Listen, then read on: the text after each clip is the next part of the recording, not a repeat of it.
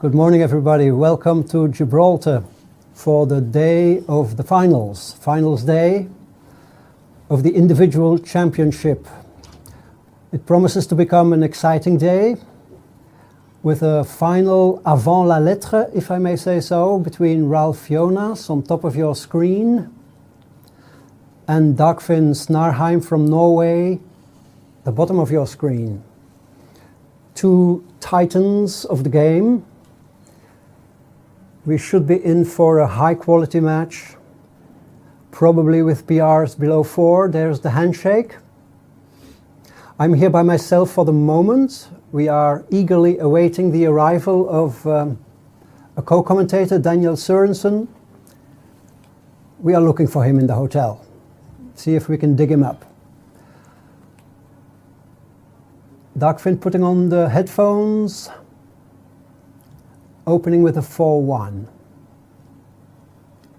A 19-point match. Semi-finals or quarterfinals were still 17-point matches. This is a bit of a longer match length. Double fives. The option is to run with the back checker to the midpoint, or to just make the 3. I think this is a standard play, and maybe even playing 2 down from the mid. We have a knock on the door, guys. Yeah, this looks like a valid play.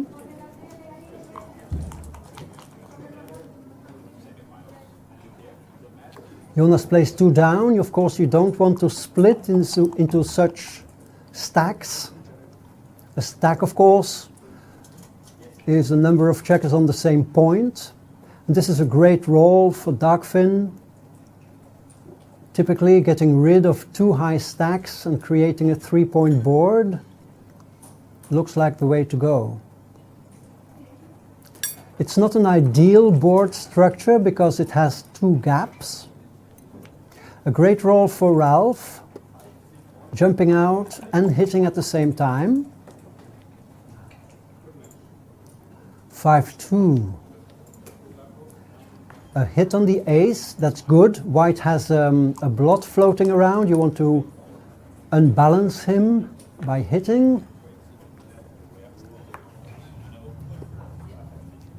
Interesting position. Strong structure for white, so not quite a double, but that's a huge role. For Dagfinn, he has the option of continuing to the ace point, creating a 4-point board and coming up, putting a lot of pressure on Ralph's 2 blots in case of a dance. It's not a dance, it's a hit, and this looks to be like a very strong action double from the bar. With the 3 blots, I'm a little hesitant to say whether this is too good or not. How many shots does red have from the bar? 5, that's already 15 shots. Then we have 1-3 and 3-3. That's 18 shots. And that's about it. 18 shots, but they are or might be very gammonish.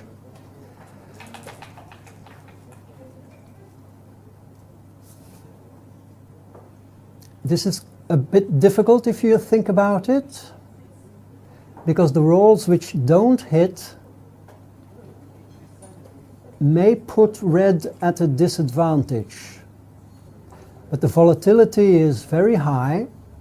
A hit followed by a dance would be definitely a market-losing sequence.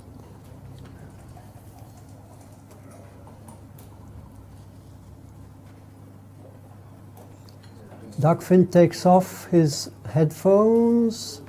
The clock is stopped.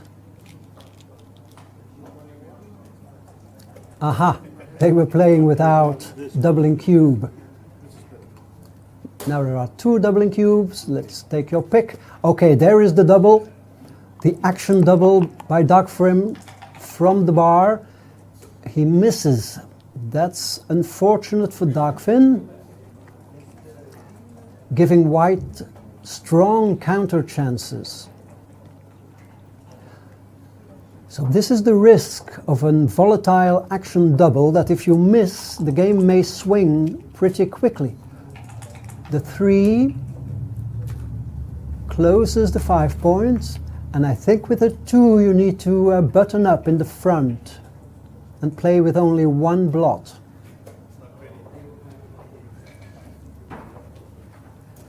So Dagfinn not lucky in this early stage of the match. 3-1, well, to contradict my words, he rolls a fantastic joker, but in the meantime Ralf has cleaned up his blots and finds a great double 3. Wow, so a very open game which can go either way. 6-3. The 6 comes out and you safety the blot from your 8 point.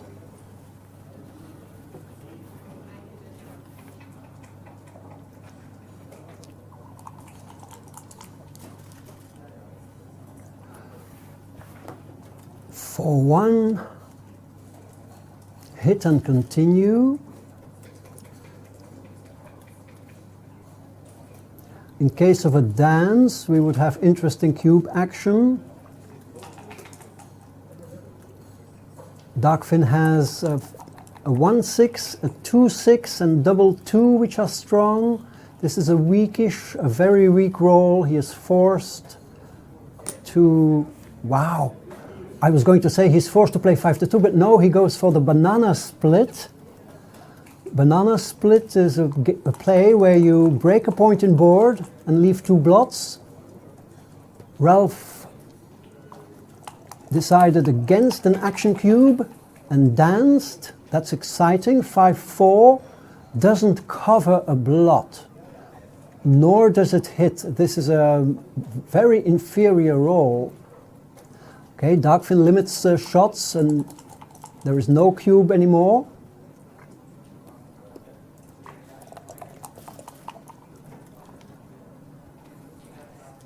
Aces are great, hitting, making the board and stepping up, and connecting the 2 checkers. What a swing in Dagfinn's favor suddenly. Just as I was saying that he was unlucky, he finds some very strong rolls. Double 6. Also the colors are reversed, that's a little annoying. Black is white and white is real on the transcription.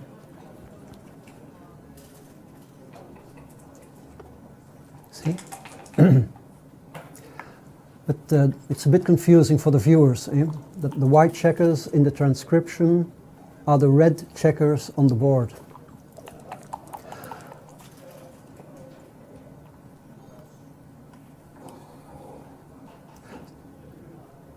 So this is suddenly a very promising position for Dagfinn.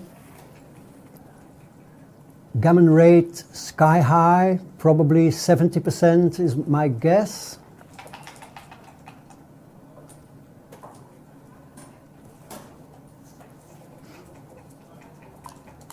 Looks like only double 6s can save Ralf. Brutal swings already in this opening game.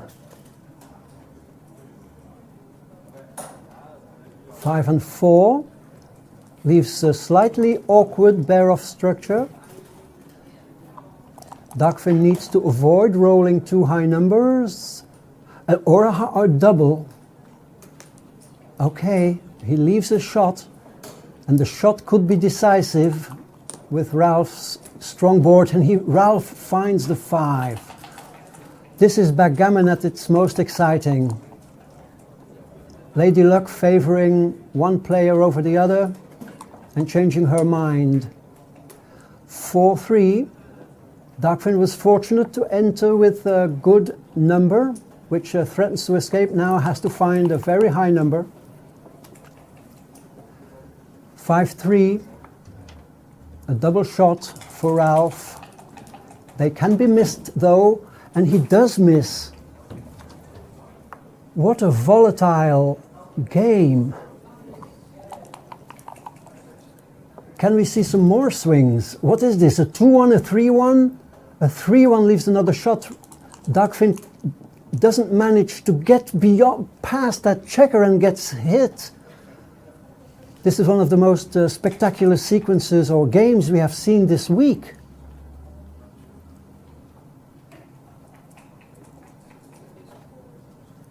Wow. I mean, Dagfinn was so close to winning 4 points, then suddenly Ralf was back in the driving seat and looked like he was gaining the upper hand, and now Dagfinn's in trouble again. He has 2 checkers off. Escapes, but there are no rolls, I think, which miss. And a recube by Ralf. Any hit should be winning. What are the rolls that miss? A 4-3. Even a 4-4 hits, and double 3 also hits, so 4-3 looks to be the only one which misses. Can Dagfinn take this? With only 2 checkers off, should he get closed out, he would have, I think, definitely less than 10%.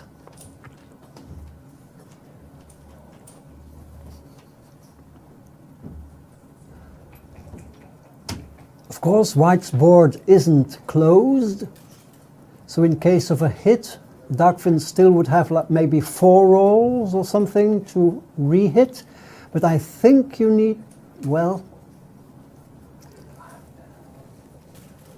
I was going to say I think you need to let this one go, but XG tells us that this is a sizable take. Wow. If Dagfinn can find a take here, of course he doesn't lose gammons, that's important. I think I know that. The player who is winning gammons is red. Should he get missed, he would have a gammonish position. But it's only 4%, I see. He does find the take. This is world-class play by Dagfinn. Jonas just can't miss this, and it's a perfect roll because it not only hits but establishes a 5 prime.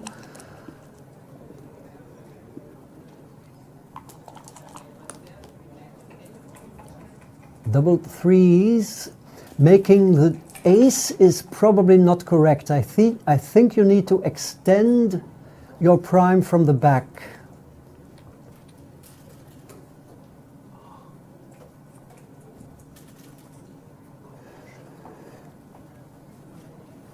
That was a strong take by Dagfinn. I have to admit, I was on the verge of saying I would drop it when I saw that it was going to be a big blunder to drop.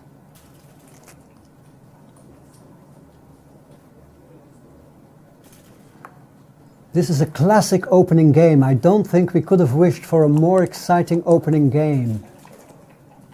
Swings all over the place. Lady Luck at her most capricious. This should make the deuce point. Dagfinn has a huge joker. Ace 6. No, not this time.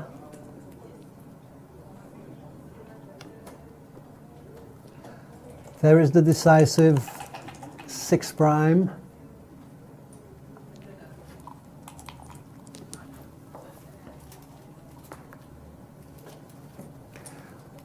Okay, this is a standard technique, of course, slotting the ace point. You don't mind being hit with an ace, so you can recirculate.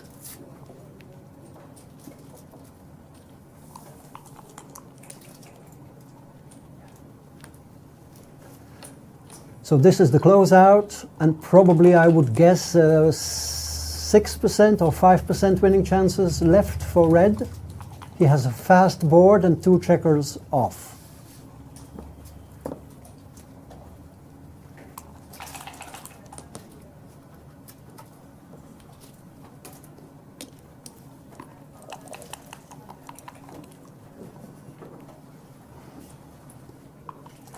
You can see that Ralf has a very high PR after this first game. I kind of missed it, but I think he probably missed a huge recube from the bar after Dagfinn made his banana split. But I'm just guessing here.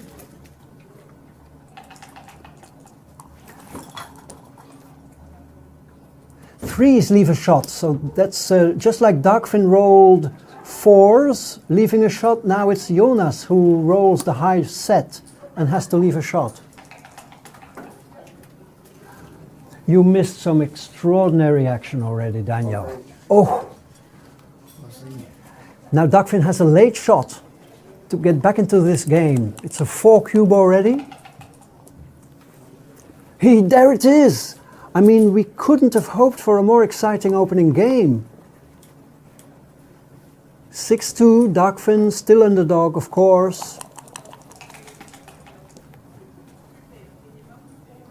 4.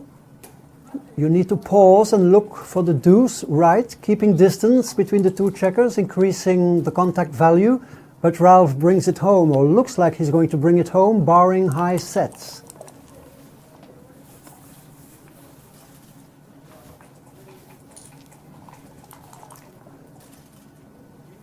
The fours clinch it. Gee. Indeed, this is a heartbreaking loss for Dagfinn in this opening game. He cubed Jonas in with an action cube from the bar, missed the shots, became underdog, then played a very courageous banana split, giving up the game. Ralf refrained from doubling from the bar. That's where his high PR comes from, I think. A bit speculative what I'm saying here. And we had 2 bear-offs which left a shot after a high double. Okay, wow, I need to catch my breath. And I'm joined in the meantime by Daniel Sørensen. So guys at home, hey, here's some good news for you. We have a grandmaster in the house. That should really bring some extra quality to the commentators. Thank you, Daniel, for joining us. Thank you. Good to have you. Too bad you missed this opening game. Yeah, it looks like a lot of things have happened. Yes. It's amazing sometimes how in the first game of a match so many things can happen. Looks like Ralf has missed a few cubes. Yes. Can you see that by the info there? Yeah, there are 3 double yes. blunders. I agree. Yes. He was cubed, Dagfinn had to do a banana split in board, and I really think that this was a mandatory cube, but Jonas didn't give it. Is it his cautious style? Yeah, we were talking about that yesterday. Mm-hmm. Yeah. Okay. I forgot that I am now joined with a second commentator. Okay.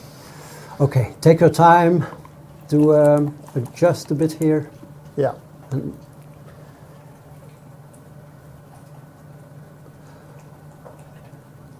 So 5-1. Mm-hmm. There's some duplications of 3s with these slots. Mm-hmm. That's the careful play. Yes, I kind of agree with it maybe, but yeah. Ahead in the race, you have a tendency to strive for safety. Yeah. Okay. 6-1. An escape attempt. And also almost, he had to do that. Mm-hmm. Yes, yes, yes. There was no other option. A miss. We have a great comment by Florin Poppa about Ralf Jonas' style of play. He says, maybe I'm wrong, but he noticed, as I have, that Ralf doesn't like much volatility in his matches. And that this could be a key for his successes in tournaments. Florin, I am 100% with you here. I have noticed, or I have been watching Ralf's play, and he does, if he has a choice between 2 plays, he is willing to sacrifice a little bit of equity in favor of consolidation. And as Thomas Tenland points out that might be a bigger advantage against a weaker player than Dagfinn, but Correct. they're at least equal here. Yeah, they are.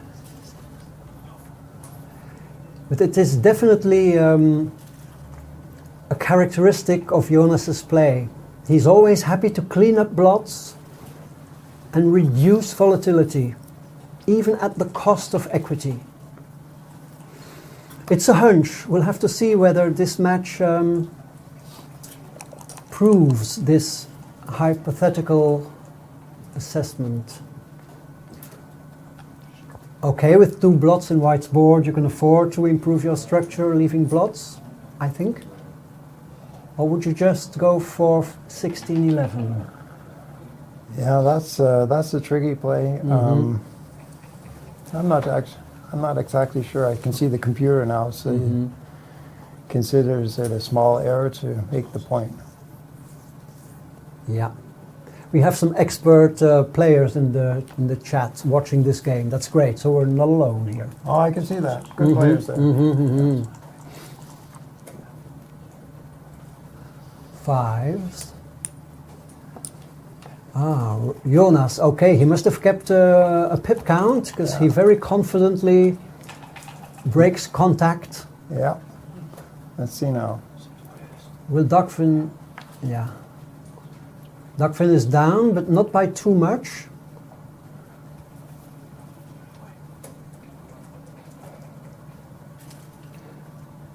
Looks like he's trailing by 7.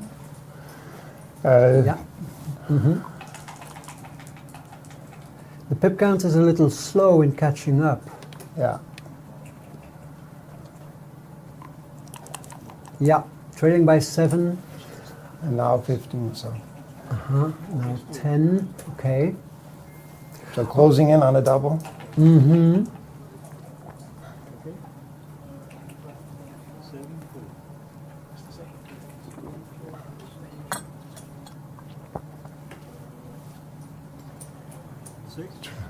Looks like a transcription error. Okay. That's okay. That gives us the time to tune in a bit. Thomas Tenland and Florent Poppa are having a discussion about Ralph's style of play. Yeah. Looks like 110 to 120 pips. Okay. This is maybe a double. Yeah, it's very good. It looks, well, it's a close double we can see now. Yeah. And once again, here, I wouldn't be surprised that Ralf, he does. In a previous match, I said that if he smells blood, he becomes aggressive. Yeah. And as long as the game is in the balance, he tends more towards caution. Yeah. And this is a good example, I think. Yeah, it's a good example. When you're leading in the match, this is a small lead, 4-0. You like positions like this because you can double. Those are the positions you want to double in increasing your lead. Right, because there's no gammon danger. Yeah. And low volatility. Yeah. And also a redouble from Dagfinn will be only slightly more aggressive than in money. I see.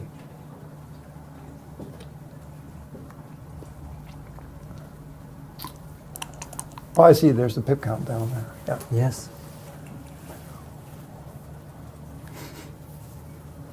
So trailing only by 2 pips now. Okay.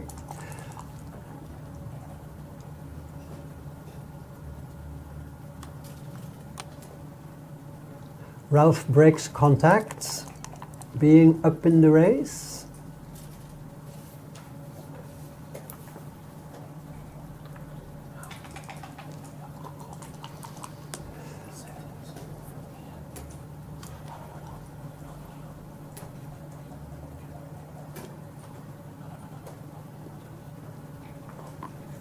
Ralf carefully puts his checkers on the high points. Yeah.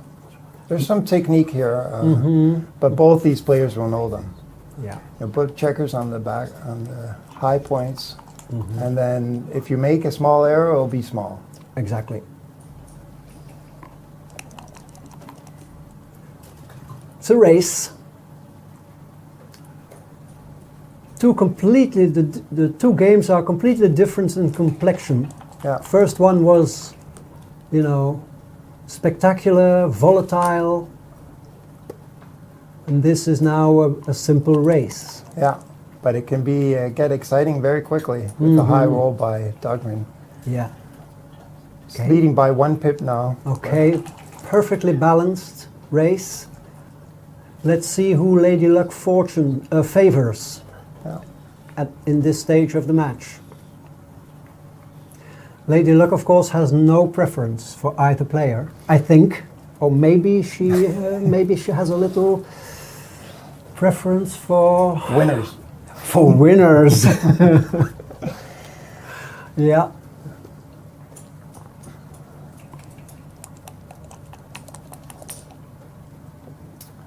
There's a question on who plays in the other semifinal. That's my friend Christian Monk Christensen against the German player Michael Urban. That's right.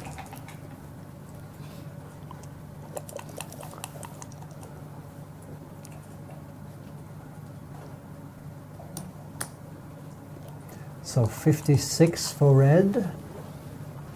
Good roll. 5-4, yes, everything that's above 8. And 2 checkers off. That's great. Uh-huh.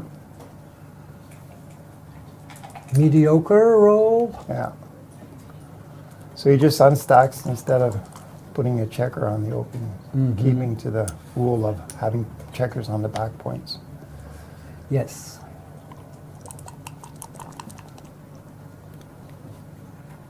Oh.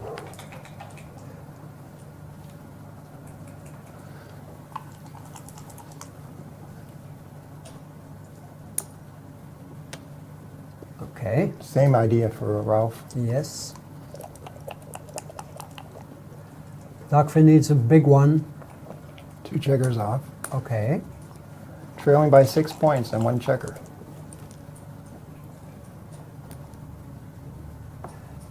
We have no heartbeats this time.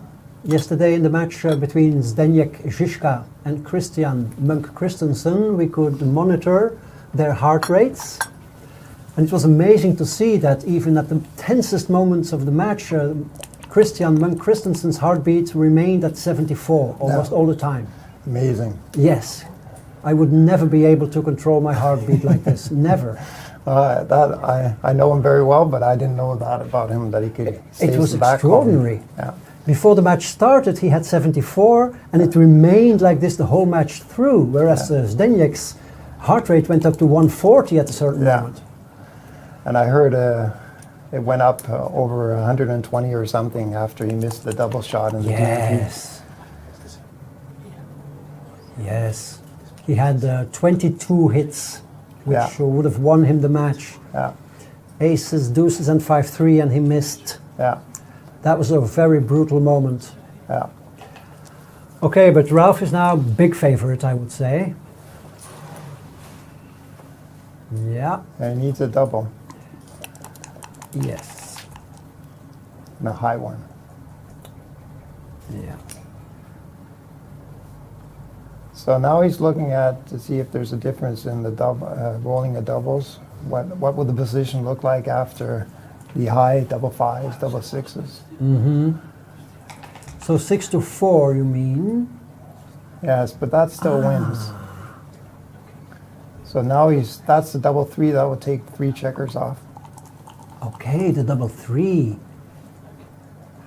Okay, it's still not over. Yeah.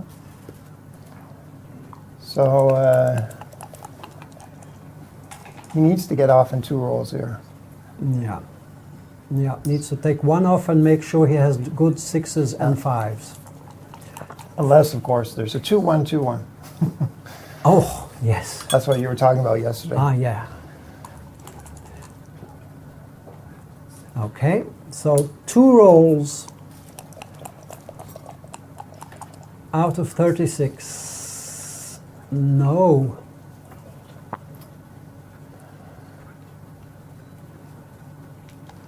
Wow, that's an early lead for Ralf.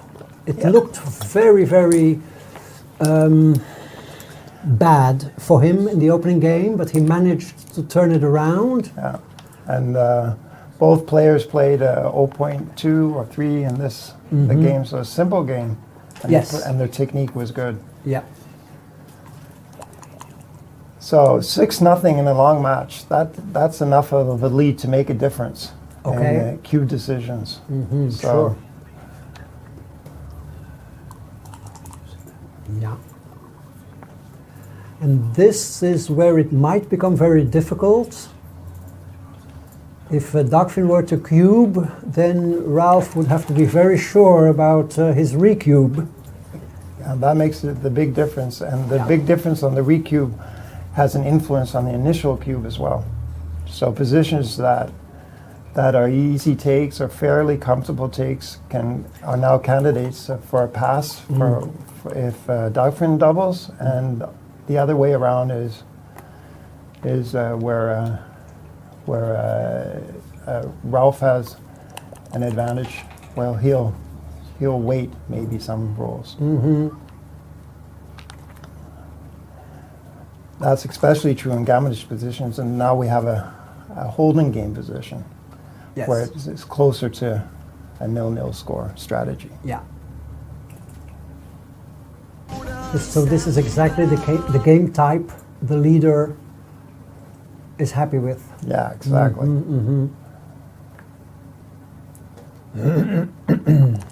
So that was the wrong play. You should have made the 5 point according to the machine. I didn't see the difference. Well, he left a direct shot. Yeah. He left direct shots. Yeah. But with the 2 blots in red's board, that was probably justified. Well, there was 1 blot at the time, but Was there only one? Oh, sorry. but still, those are the plays that the machine sees. 6-1. Now there's a choice of just giving up the midpoint.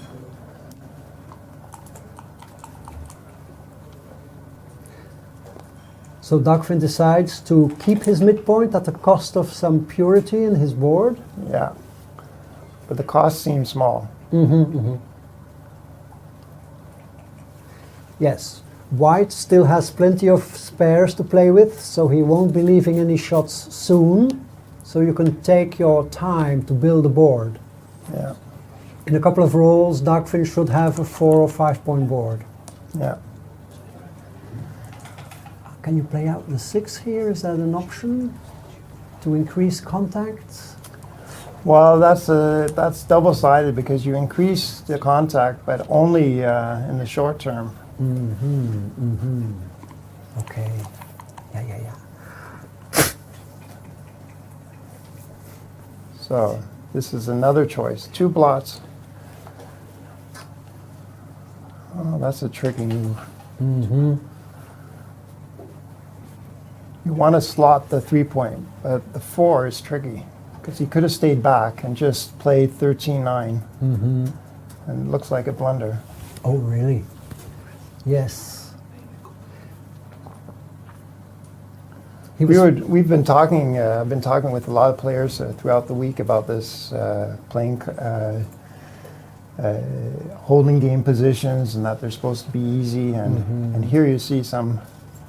Even for the player who's his strategy is supposed to be straightforward.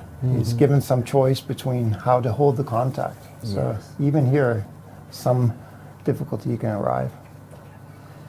And it seems to me that Ralf senses that Dagfinn just made an error because he was considering a cube for quite a while. Yeah. So Dagfinn was probably caught between 2 strategies, preserving contact by staying back and increasing contact by jumping into the outfield. Yeah.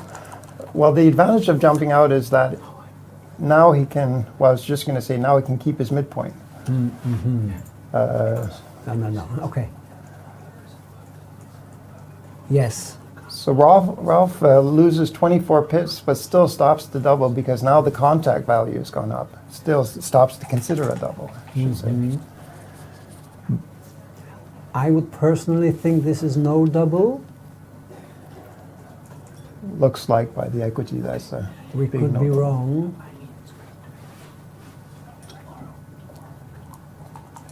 He decides to wait. There are several bad rolls, it looks to me. 5-2. Nice roll, clearing the 10. And he likes to clear the 10, because although it makes it a little bit more difficult to clear the midpoint, the 10 point is now not, doesn't give enough, it's sort of a ambiguous point, because it helps you to get your checkers home, but it's also a problem point when you're going to clear it. Gotcha. So Dagfinn will want to get this checker out of harm's way. yeah, and then the pip difference now is 9 pips only.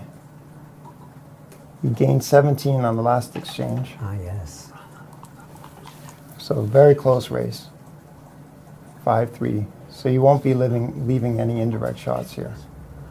I'm never sure about these plays. When to leave the, 5 or 8 shots sometimes, and when not.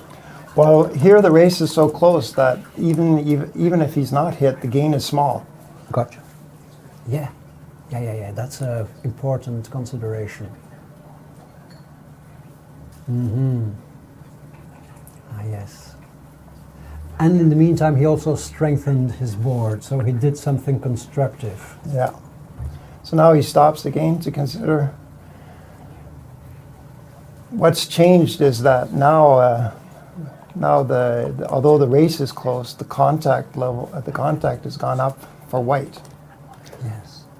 So now red has some problems, but it's not volatile. That's a great roll. I mean, it would have been very bad to roll a 6.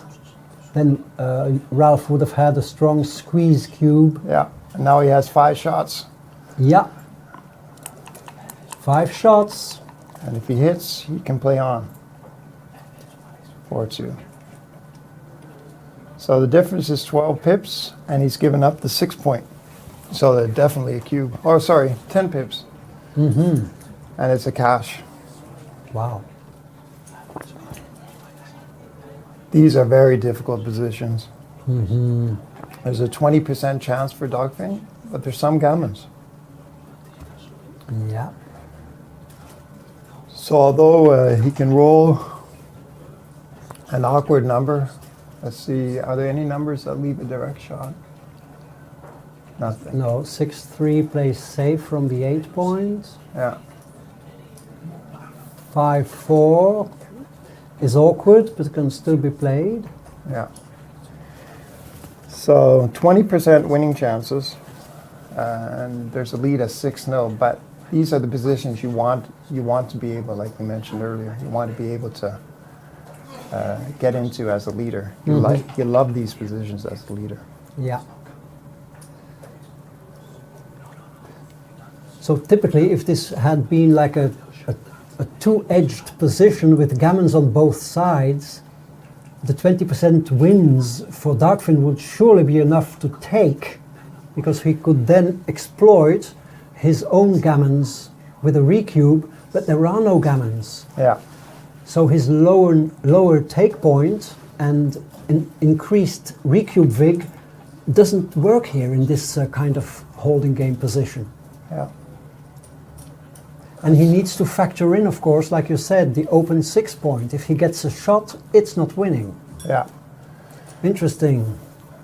That's when you consider a take, you want to look at the best scenarios. And the best scenarios here is to hit a shot or to hit a high double, but especially hit a shot. So he makes a blunder here by taking. Yes. But it was a very difficult position. This leaves an indirect, 5 winners. Ah, it's one of Ralf's worst rolls. Well, he gains in the race. Yeah, immensely. So, Okay, 5 rolls. No. 6 is forced. Yeah. And you stay there probably? In case of, I don't know what the upside is of staying or continuing. Hard to say. Yeah, that's complicated, those tactical stuff. Okay, and if Ralf finds the hit, So there's now suddenly some gammons. Yeah.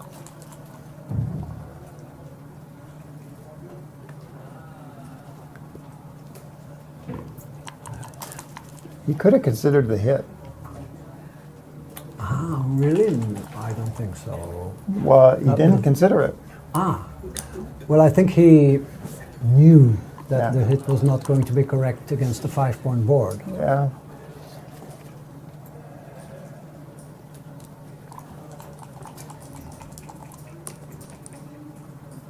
So Tinland has written he would consider the race first and then ask himself who is favored by the contact.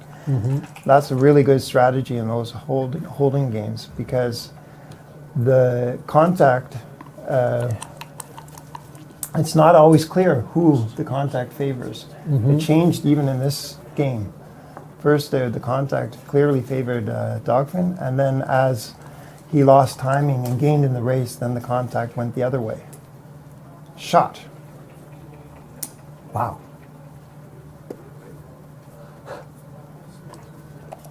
Wow. Can Dagfinn find an ace to turn this match around? Does. Whoa. Okay, but Ralf still favored, I think, with 4 checkers off, especially after this entry number. Yeah, and he stays there, although that's not clear, because he doesn't want the contact, I think. Ralf now doesn't want the contact. well, the difference is that if, let's see, if he jumps out, then he leaves 7s, and he can, the 9s hit here, but then he would have been given a shot. Yeah, look, it works out Yeah. perfectly. Yeah. Double 6s. Wow. So this game is won. Yes. So a bit of a scare. Yeah. And it showed exactly what you were saying, the open 6-point, because Dagfinn took this position, which was a pass, and what he was hoping for happened, and he still lost the game. Right. Yeah, it's important. And I got this idea from Mark Olsen's new book, where he says that if you are trying to assess your contact value, you have to look at your own board. If your own board isn't killing, then your contact value is decreased. Well, it's still possible. Yeah, he just rolled amazingly enough. a high set, so he needs 2 more. Yeah. Oh, there's that's one. So Can he do this again? He did it once already in the final of the Nordic a couple of years ago, finding consecutive sets to win a game. Oh, okay. So they're both Nordic Open champions. So yes. So Ralf, he just decided that for himself. Gee. This could very easily have been a balanced match, and suddenly we are confronted here with this lopsided score. Yeah. This may bring some very exciting stuff. Yeah. 8-0 now. So even more so than before. Yes.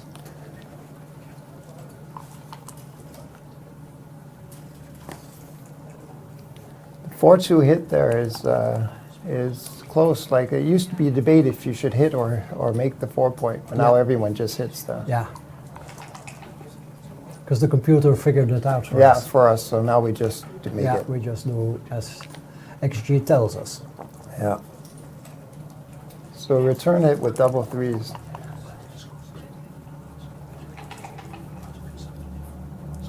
This is always difficult, I find. Yeah. If it had been the opening roll, like if this had been the 4-2, 5-1 hit, then those are difficult. Usually you want to enter on the 24-point. And XG tells us you want to do that here as well. But you don't want to hit. You just want to play quietly to the 8-point. Yeah. So that's a small error. And the reason you don't want to hit is that you're giving your opponent too many good numbers, because he can make an anchor with the 4 and he can hit with the 3. Yeah, and use his sixes to make his bar from the bar.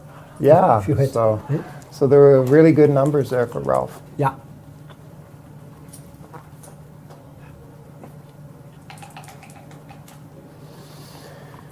So Dagfinn, he's an experienced player, but it's tricky, you know, when you're playing an important match and your opponent wins 8 quick points, and the challenge is to handle it emotionally, but also strategically, on how to adjust in the match scores and checker play. Okay. And sometimes you see the tendency to want to play aggressively because you're trailing, and that might be correct, but you might be overdoing it sometimes. Okay.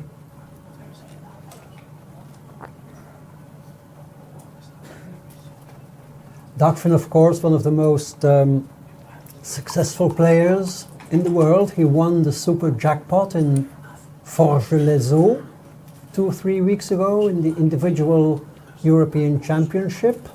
Won the super jackpot, won the Nordic. So very successful. World champion in team competition. Ah, yes, indeed. 2 or 3 years ago, Norway made it. Yeah. So 2 errors in a row here by both players.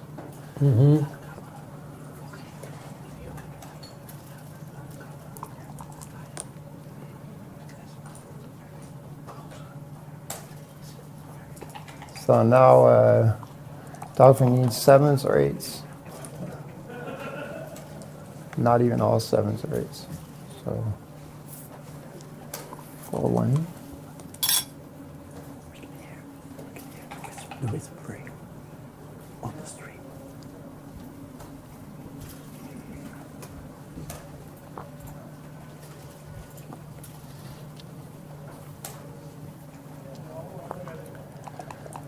So Jonas has a healthy pip lead, 21 pips, and Dagfinn has played this. Yeah, so this is another option where he could have run to be able to keep his midpoint longer. Yeah. Now it looks like he will have to give up the midpoint, but very difficult to... Well, he still has a little bit to play with the checker from the 10 point.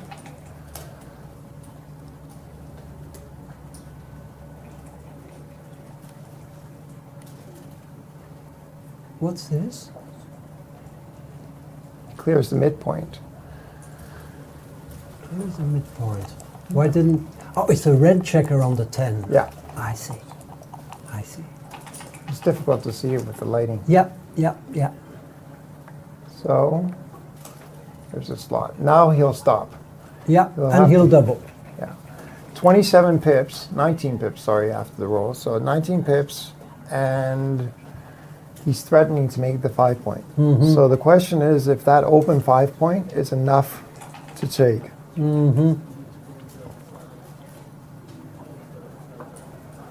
Those are tricky positions because he has lots of builders and rolls that make the point, but if he doesn't make the point quickly, those builders will start moving elsewhere, and then maybe he'll have problems making that point at all.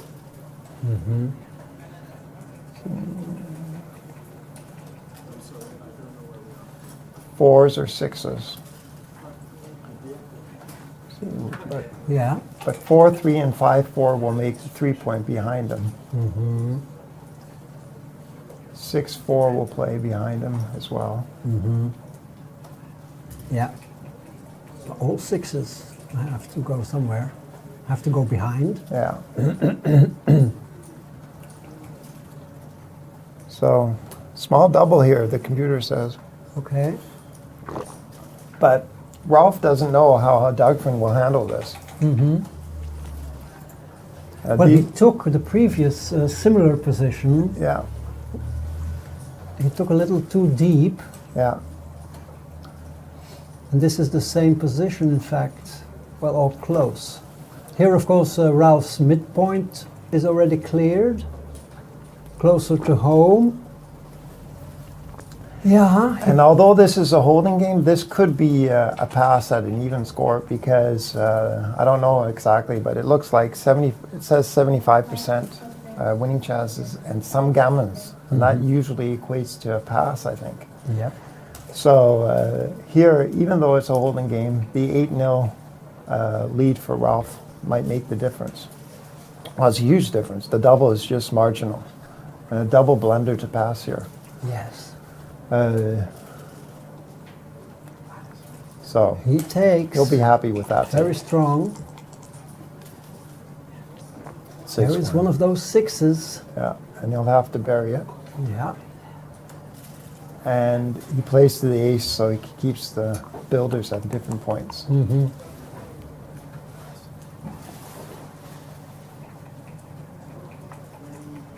So Tenlin, see that? Tenlin, he says it's not a super easy take, in his opinion, and I thought the same. It's difficult. Those positions are difficult, and you don't know what's going to happen when you double. Like the position could be misunderstood. So, Definitely. So even though it was marginal, he'll be happy that he's doubled there. Yeah. Yes. Interesting.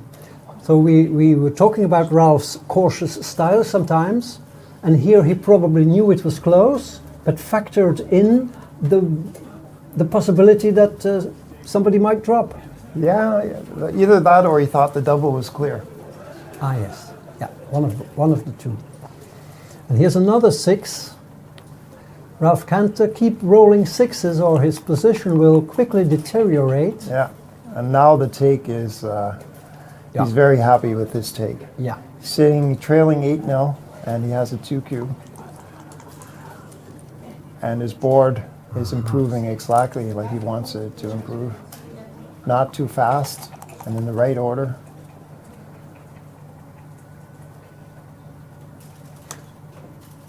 That's not clear. Not clear, no. I was looking at slotting the ace and coming in.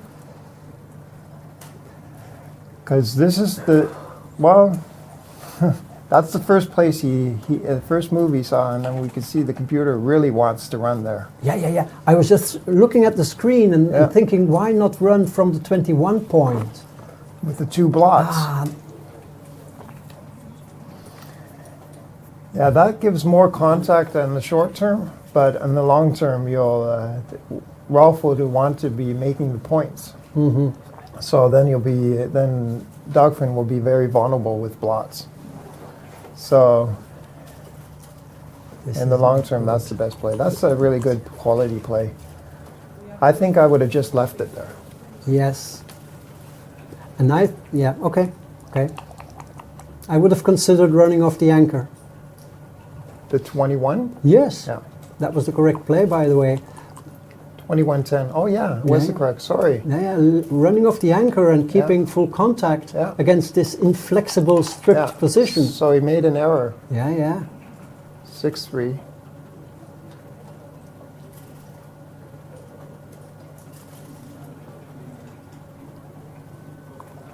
So we had three different moves. You had one, I had one, and Dagfinn had a third. Mm-hmm. Yeah. Yeah, Thomas sees that. Michel's play was best. Yeah, Michel's play. You know, I saw the play, but I wasn't sure it was correct. But I would definitely seriously have considered it. Yeah. Double threes. Let's see now. Wow. He can hit and cover both points. Wow. Yes. Super joker. Yes. And now the question is keeping an extra builder or an even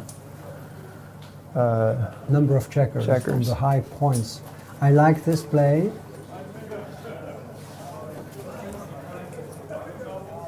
Although I'm not sure whether it's correct or not. Looks like a small difference. Okay. Very small difference.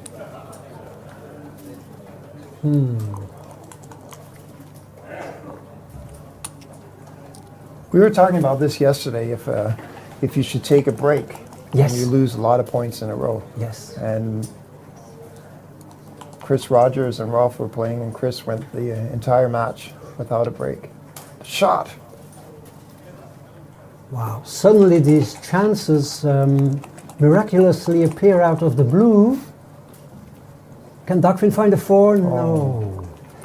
So too high, still leave a shot. Yes. 6-5.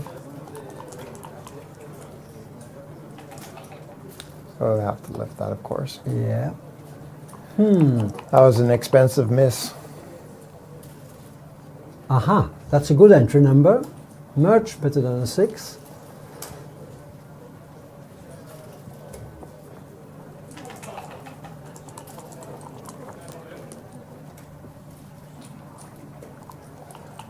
Okay, let's have a look first at this sequence. So you can hit, Yeah. or you can take 2 off. They're often close. I don't think you increase your gammons by much if you take 2 off. And if you pick and pass, there's possibilities of red entering with a 6 and getting out of your hair. Yeah. But there's also an uneven, if he hits and passes, then he'll have 5 checkers, so the high doubles will leave a shot. Okay. 3s, 4s, 5s, and 6s, but yeah. It's all very close.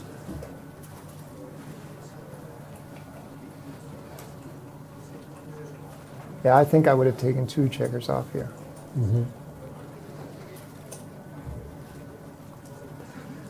What I also like about XG is the fact that it gives us an indication of the luck factor. I think sitting over the board, if I were in Dagfinn's shoes, I would know that my luck rate at that moment must be something like -4, -5, or something like this. You know it, the numbers tell it, and that helps me to mentally cope with all that bad luck. There's no need to get frustrated or aggravated or disappointed, because it's just how the luck plays out in that game. Yeah. If you see luck as data, then I think it helps psychologically to cope with bad luck. Yeah. I'm sure Dagfinn can handle this, the emotional pressure of be trailing 10-0 easily. I can see Thomas writes, if I'm tilt or tired, sure, take a break, but otherwise, why would it matter? Well, you don't always know if you're tired. You know, Exactly. it might be. There's a lot of pressure in this. You want to do well, and taking a break can another shot. Here's another shot for Dagfinn. Will Lady Luck finally smile on him? And now the game is closed. The board is closed. So Yeah, now it's a winning. Well, it's not Well, a winning it's not shot. winning. He misses it. Of course, it wouldn't have been a winning shot with 8 checkers off. It would have been even money if he had hit. yeah, Game would have been even money. Well, coincidentally, I talked to Ralf before this match on the terrace, and I was asked. I said, "Why didn't you take a break in your match against Chris Rogers?" And he said he didn't think about it. But then also against Tim Cross, I asked him why he didn't cube a certain position where he was 2 away, 5 away, with a race something like 90-103. I mean, it's a clear double pass. And he said, I was completely blurred, I couldn't think anymore, I was tired, and so on. Well, then is a good time to take a break, take a sniff of fresh air, refreshing your memory, refuel, like you said, after 45 minutes, like in a soccer match. yeah, I think that was a very interesting remark. yeah. So they did take a break now. They did take a break. Okay, we'll take a break too, guys. See you in 5 minutes, 10 maybe. Bye.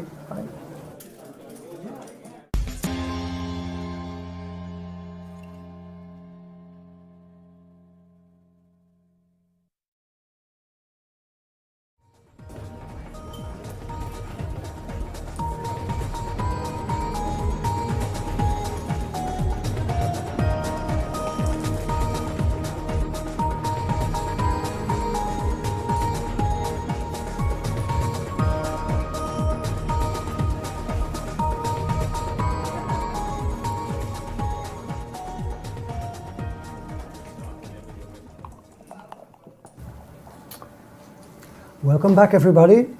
Continuation of this match. I talked to Dagfinn in the break. He knows it's a long match and a lot can happen, so he certainly didn't give a dejected impression. Let's see if he can make it happen. Yep. For the moment, he has 15%. Yeah. So they just open with the 5-1 each. Mm-hmm. And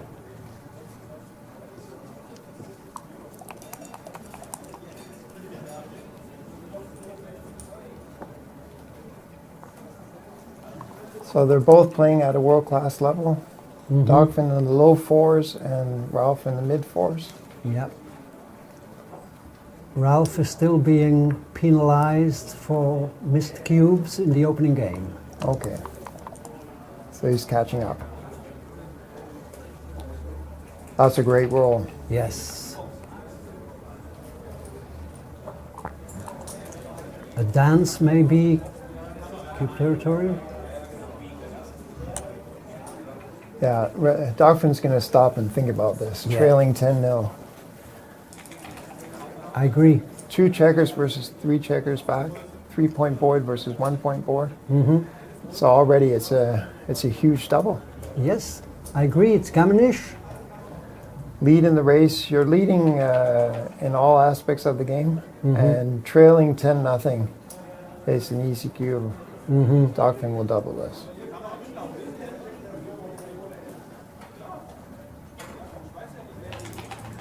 Sometimes it might be tempting to just look at your threats and then think it's not enough and then just roll, like what looks like Dagfinn's doing.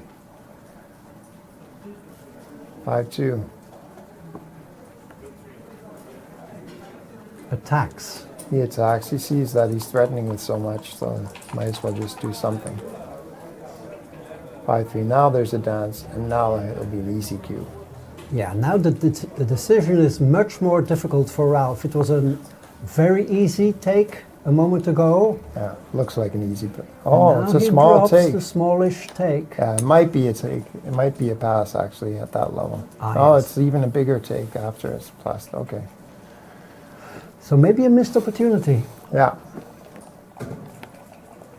That was a blunder, it looked like. Mm-hmm. The missed double by Dagfinn. Yeah. 6-4. The 2 points correct here. Yeah, if it had been a 3-1 or a 4-2 opening, running would have been correct. Yeah, and he's running, and this might be because of the lead. No, he's even splitting, so that's even a bigger mistake. That's a half a blunder. Mm-hmm. Amazing. 4-3, that's just 9 and split. Mm-hmm. I'm pretty sure it's the correct one here is 9 and 21. Might be close. He's trying to duplicate 3s. Yeah. Andreas Christensen thinks Ralf would have passed before. Mm-hmm. So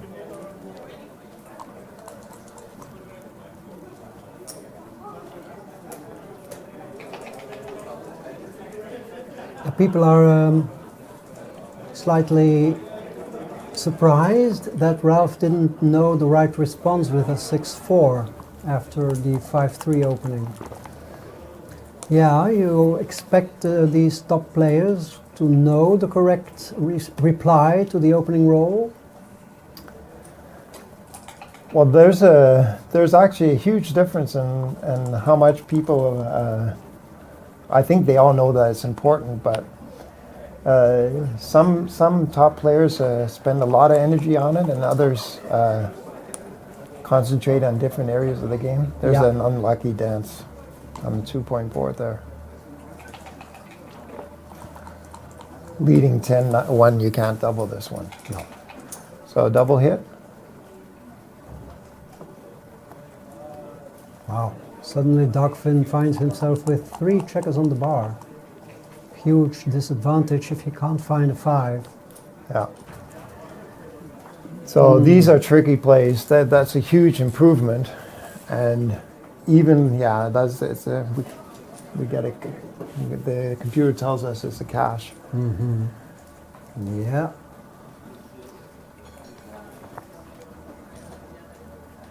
2 checkers on the bar and a lead in the race by 36 pips and threatening to make a 5-point. So although there's some counterplay, there's so many gammons. Yep. Oh. Yep, Dagfinn gambles a bit on his recube vig. Yeah. Of course, should Dagfinn recube, Ralf's stake point would be something like in the 30s. Yeah.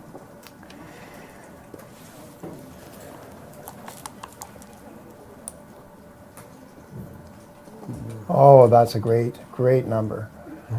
So, those are the 3 forced aces. Now the choice is making the deuce or the 5-point. So actually, Ralf's stake point for a recube is 40%. Yeah. So that means if Dagfinn can find even the slightest edge, 55% winning chances with like 10 or 12% gammons, he should swing the cube. Yeah. At an interesting position suddenly. How many aces does he have to play? He has played all 4 of them, and that's the correct move. Okay. And the reason is that he can live with not making the 5-point, but he can't live with not making the 23-point. He Yes. needs the 23-point. Yes. Wow, so this is now suddenly challenging, and now the skill comes into the picture big time. Yeah, there might be a huge cube decisions here. Wow. That's the aggressive play. I would have considered playing 24-23 to see daylight. Computer says that's correct. Blunder. Yeah, this 4-3. makes the 5. Oh, it's a 4-3. 4-3. Yeah, you play 1 to the 6. No, Oh, no, wow. Only the computer sees checkers like that. Computer wants 13-9-7-4. Kamikaze play, it looks like. That's a brilliant play if you can make that. Yes. If you can find that play. Yes. It's close, it's very close, but sometimes you see plays with the computer suggested and it's only afterwards that you even consider it. Yes. The kamikaze play is good, of course, because red has a shaky timing. He's only trailing by 47 pips. Yeah, way too little. Yeah. So there's more opportunity on counterplay. 6-5. That looks clear. Running. Yeah. You don't want to do anything crazy like hitting on the ace. And No. making the anchor,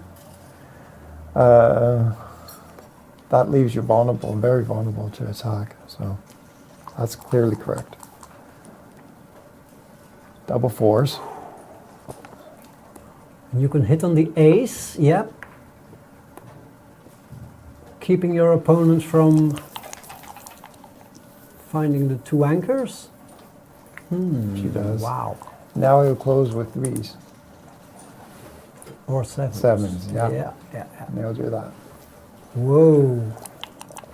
So he solved the timing problem. Yes. He played correctly.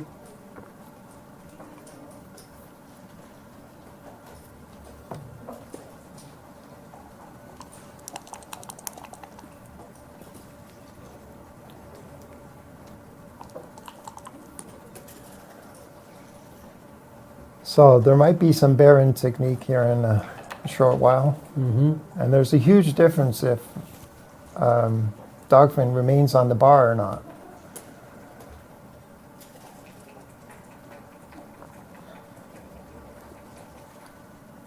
If Dagfinn is on the bar, then Ralf will be considering releasing points. Now he enters. And now the question is when to give up the 8-point. He considers it. Yeah, for a moment. but it wasn't worth the direct shot. So Dagfinn will release the back checker. Yeah, no use staying there for contact, would be my judgment. 6-3.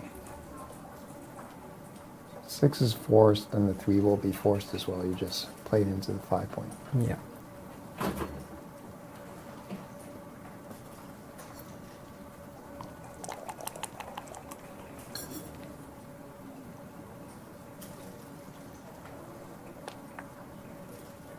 So the rule when you're playing in against the anchor of the deuce point is to look at short-term danger. So you want to play looking at what plays leave the least possible shots in the next sequence. That's the rule. Okay. According to Michie. Okay.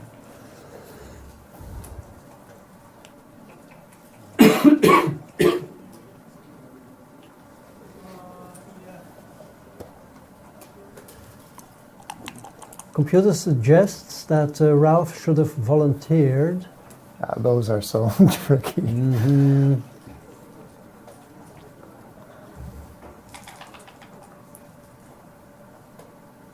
So 6-5 leaves shots. And yet the computer suggests just double. No, it's close between double slotting or making the deuce. Wow. You shouldn't be running here. Wow. 5-1. Aha. Do you volunteer or do you clear the 6? Yeah, That's probably correct. these volunteer shots. They're so difficult, those plays. Mm-hmm. We have a lot to learn from the machine. Yes. Still. 4 threes. No hit. Strong play by Ralf there. Yes.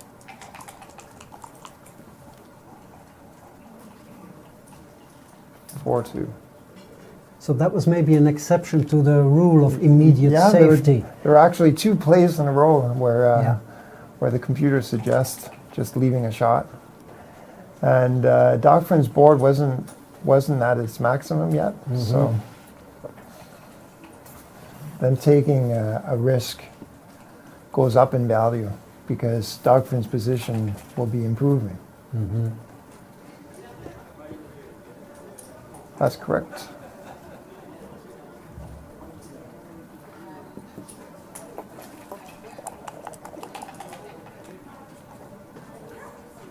Okay, Yeah. 1, 2, 3. Yeah, and he has his checkers are already aiming at the 8 point. That's a great great roll. roll, yeah. Yeah.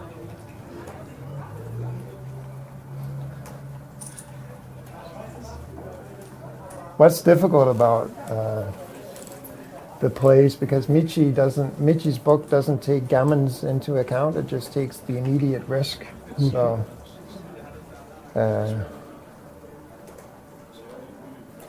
Yeah, it's tempting to play 2 checkers to the 4, pre-clear the highest point. that's a blunder though. Really? Isn't it a double match point play? No, not even, no. Not even. Wow. So this is both wins most gammons and has the best winning chances. Yeah, that was the choice between, well, let's see. That's because that wasn't a choice of clearing a point. It was a choice between taking 2 checkers off and making it slightly more robust, the position. Mm-hmm. So the 2 checkers off is better.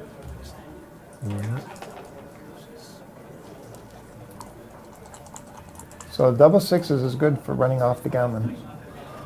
Wow, this is shifting play, I think. And you were telling me yesterday that Ralf, when he sees a very good position, then he'll just go for the throat. Yes. And that's consistent with that. Yeah. Clearly best though, wasn't it? Yeah. 4. He can consider lifting. So it's like Ralf has this innate sense of when aggression is required and justified and when he needs more caution Yeah. in his play. A good entry number. Well, we don't know why. It could be that he studied these positions or he's seen them so many times I'm that sure. he knows exactly when I'm to take it. sure. Ah, there is another shot now. Will Dagfinn Finally finally find a hit? No. Wow. So some gammon chances.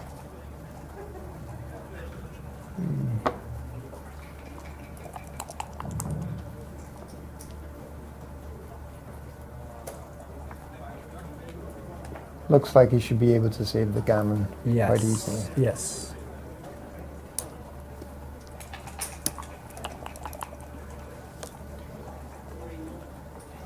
Yeah, and Tenlin adds that it's important to reduce the number of guys on the ace point, so it's better, I guess. I guess the point is that it's better to. It's just simply better for the race and the gammons. Mm-hmm, mm-hmm.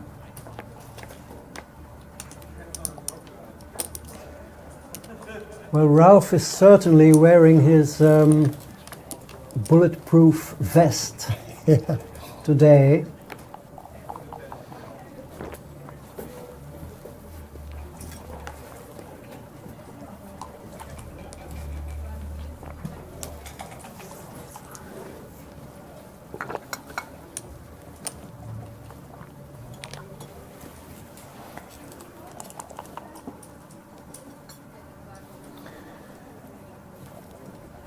Yeah, the luck rate now is +7 for Ralf. Mm-hmm.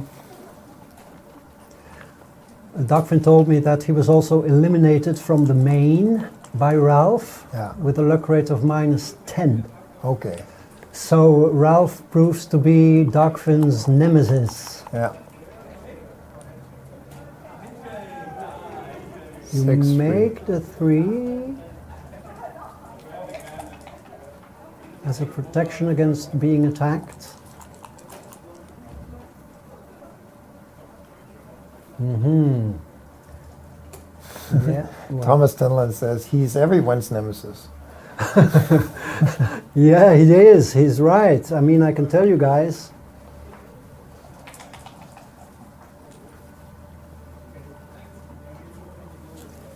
He's a force of nature over the backgammon board.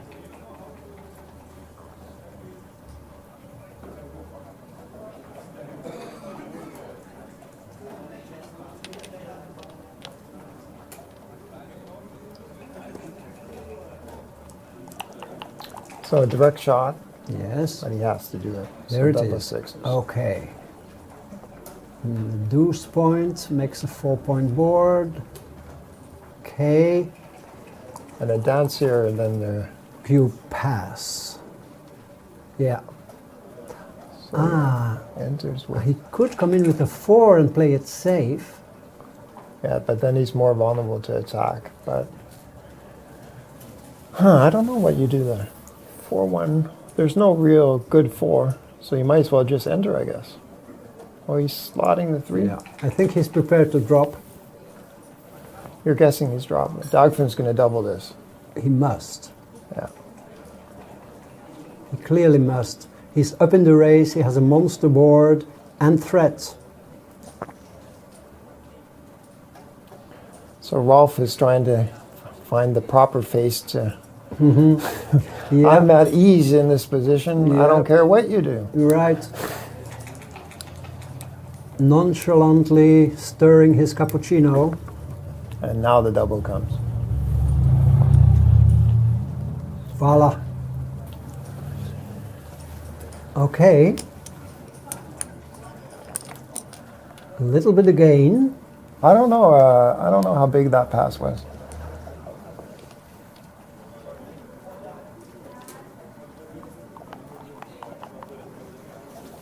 Kenneth Olsen, a lot of jokes right now. Kenneth Olsen says, "I've never played Ralf, and still I lost."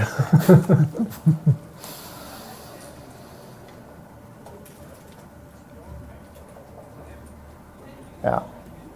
In the opening, it's close between splitting with 5-2, but you have to split when your opponent makes the bar point. You want to split with deuces, while his aces are closer.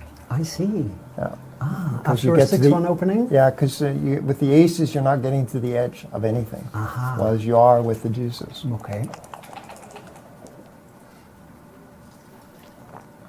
This is a nothing roll. Yeah, so he'll just play 13-8 and then up. Jumping out is not correct. You duplicate 4-1. I have a tendency to jump out a bit too quickly. Yeah, and I have a tendency to play to the 8-point. So. Okay.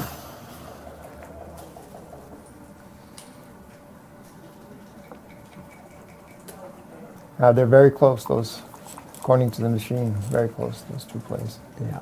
And there's a third one as well. 6-1. A slot might be good So at a normal duplicates 4. score for sure. And duplicates 4s. Yes. I think the slot is better. That's my play. Yeah, Even mine at the too. score. Mine too. It's a matter of style.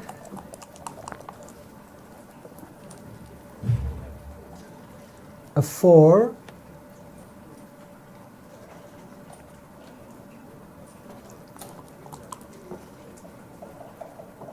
Four, 6.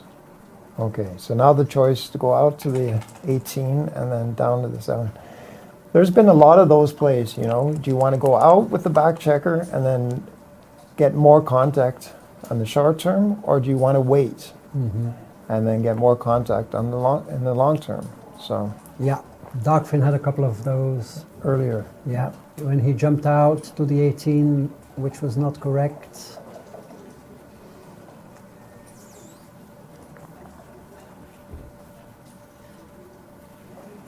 For 2, Dagfinn is probably hesitating between either hitting or making the 11. and you can also jump out and then safety the block. Yes, yes, and go for a pure racing game But he plan. found the right play. And now you have 6 5s. Yeah. So Dagfinn is leading by 6 pips. So you'll want to run and get away from that. Those builders that are, because Ralf will want to hit there anyway. So even if the race was even closer, he would want to get that checker out of there. Yes. So with the lead, it's pretty clear. 5-4.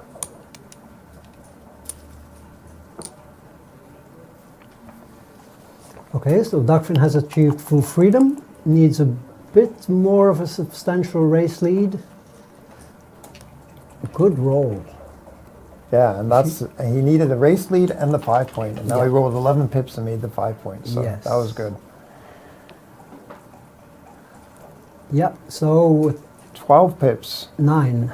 Sorry, 9 pips. That's not enough. Not enough. It's not volatile at all.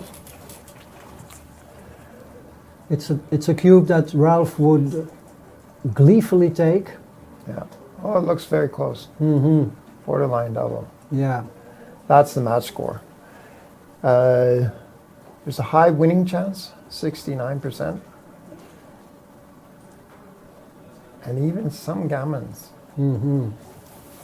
Those gammons, they must happen after hits, because it's difficult to run this into a gammon anyway. 3-1. I like it at Oh, is it? probably 3-2. 3-2, I see. I like it that Dagfinn waits, even though he may know that the computer indicates a double. He also knows that it's a no-brainer for Ralf, Yeah. and he wants to. He's willing to sacrifice a bit of equity. This is one of the market losers. No, it doesn't roll. So he's willing to sacrifice some equity in order to present his opponent with a more difficult decision. And also, like you were saying earlier, he might know that, I'm guessing he knows Ralf quite well. They both play in the Super Jackpots and they play in a lot of tournaments. Yeah. So they must have played each other many times. Mm-hmm. And he might have some experience with how Ralf handles these holding game positions. May well be true.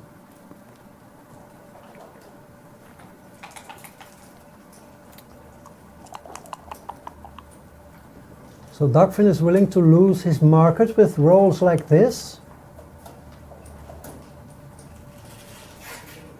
So he's not panicking. He is not, I mean, lots of persons would probably say, let's cube and hope for a break, but it doesn't cost Ralf much if he goes to 7 away, 16 away, or 7 away, 15 away. Yeah. It doesn't, it only can make like maybe 2 or 3% Yeah. in match winning chances. Yeah. And also you want to be taking, those are the cues you want to be taking, non-gammonish positions when you're leading. Yes. That's very interesting. This is something I have picked up in recent days. The difference between the volatile gammonish cubes and the holding cubes, and your degree of aggression that you can inject in your game.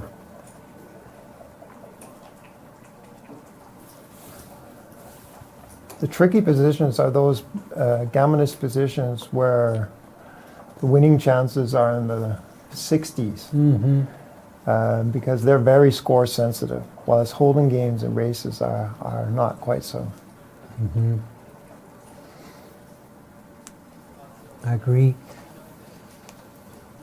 So this has turned into a race.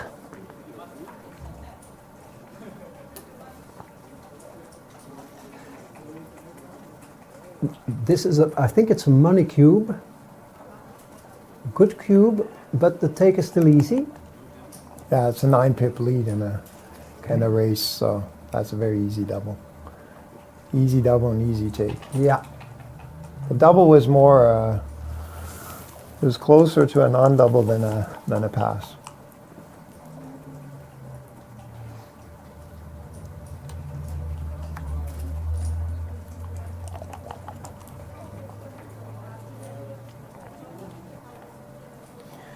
And they've known the pip count for quite a while because it's been a holding game and for a while, so they've been, even if they haven't been working with a running pip count, then they at some point they had counted the race and then just kept the race lead or trailing in their head.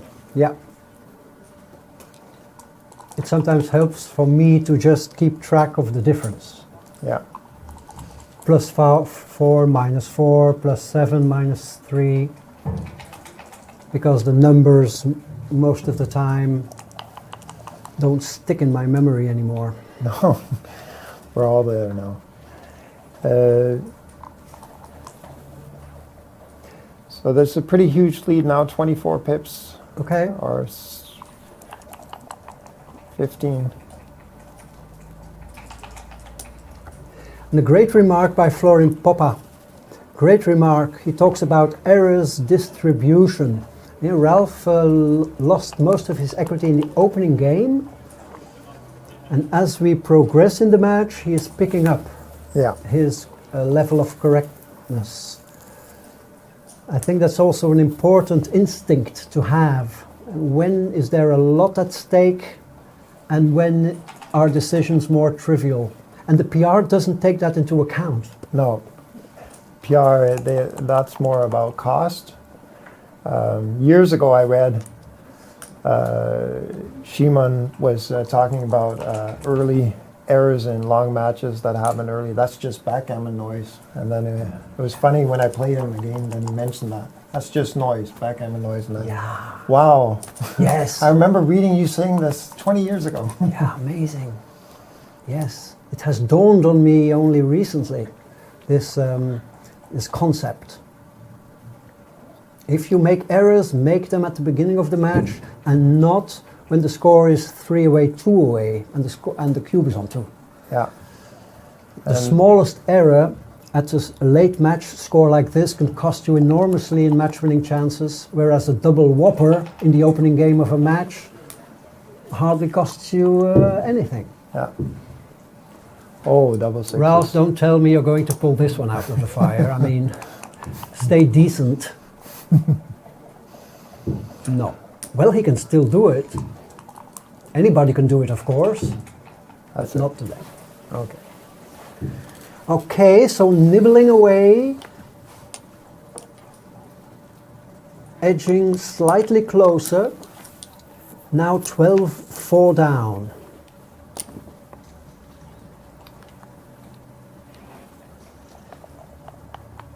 Exciting semi-final between two giants of the game. Yeah. So we'll have an exciting final as well. Yes, for sure. I don't know what the score is in the other semifinal. Last we heard it was 7-2 for Christian Monk against Orban.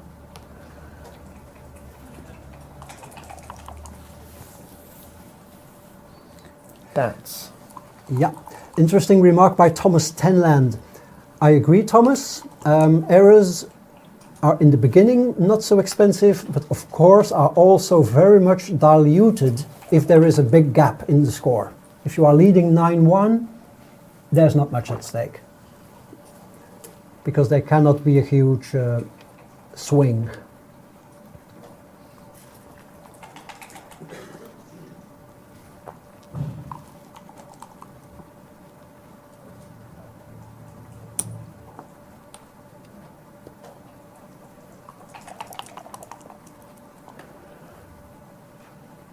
Oh, he wanted a 4 there. Yes.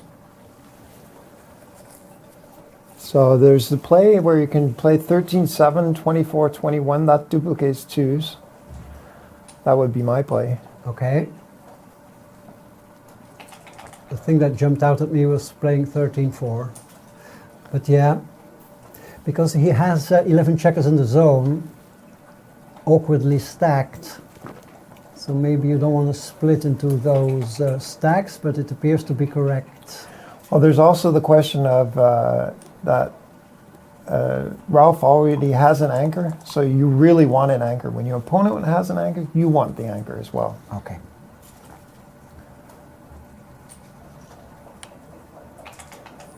Yes. I read somewhere that this is known as the Tardieu principle. Oh, really? Yes, I co-wrote a book with Yorgos Kleitsas from Greece, who passed away recently. Yeah. And he mentions this. He calls it the Tardieu principle. After François Tardieu, the French genius from the 90s. Yeah. I don't know where he got that, but Oh, that's a dance. That's a big dance. It is. Wow. Dagfinn just stops to consider what the position looks like, but he doesn't have anything yet. No, and he misses. 6-5. He can make the bar or he can jump. I think I would make the bar here. Okay. You want to leave some kind of opportunity to making that anchor, and if there's another, oh, you're supposed to jump out. Oh, It's close. it's close. 5-4. So we'll see the, oh, okay. You could also double hit. Ah, yes. You can also just enter and jump without hitting, but I think most people just hit. Hits and jumps. So now some 4s are duplicated.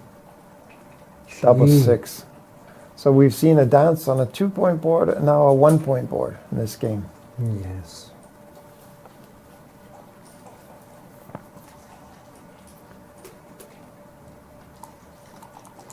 Hmm. 3-1. I think we'll see a hit here. I agree. It's important to knock your opponent off the 3 points. So he missed a huge double. That was a cash. What? Ah, for a Ralf. Yeah, for Ralf, just Yeah. before the roll. There, he moved, he rolled. See, that's one of the things we don't, it's always difficult to handle the cube when you're leading. Yes. For the trailer, it's easier. Another dance.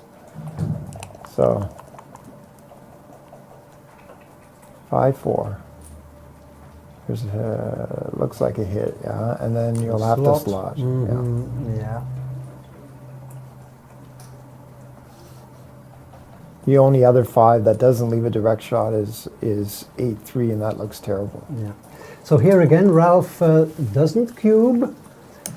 I think this is because if he cubes and things go wrong, he may be facing a tricky recube, whereas here he has a lot of gammons. There is the outside chance maybe of, well, outside chance, a chance of a gammon. Yeah. And he prefers to sacrifice equity in favor of a possible 2 points. Yeah. Whether this is wise or wicked not. die before. Yeah, there you go. There you go. So instead of the 1 point he would have got by doubling and by cashing, he suddenly has gammon chances. Well, that depends on if Dagfinn would have taken or not. Not the gammon, but I mean the because it was a close decision, and we've seen Dagfinn take pretty deep in this match. Yes.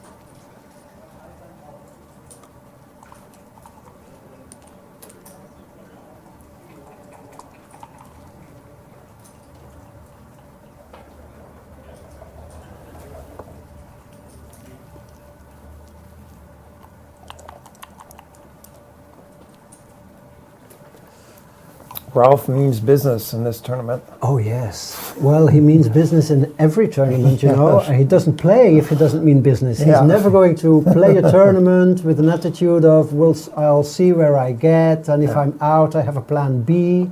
I can drink some beers or stuff, which is like sometimes my attitude. Plan A is to win, plan B is to have a good time.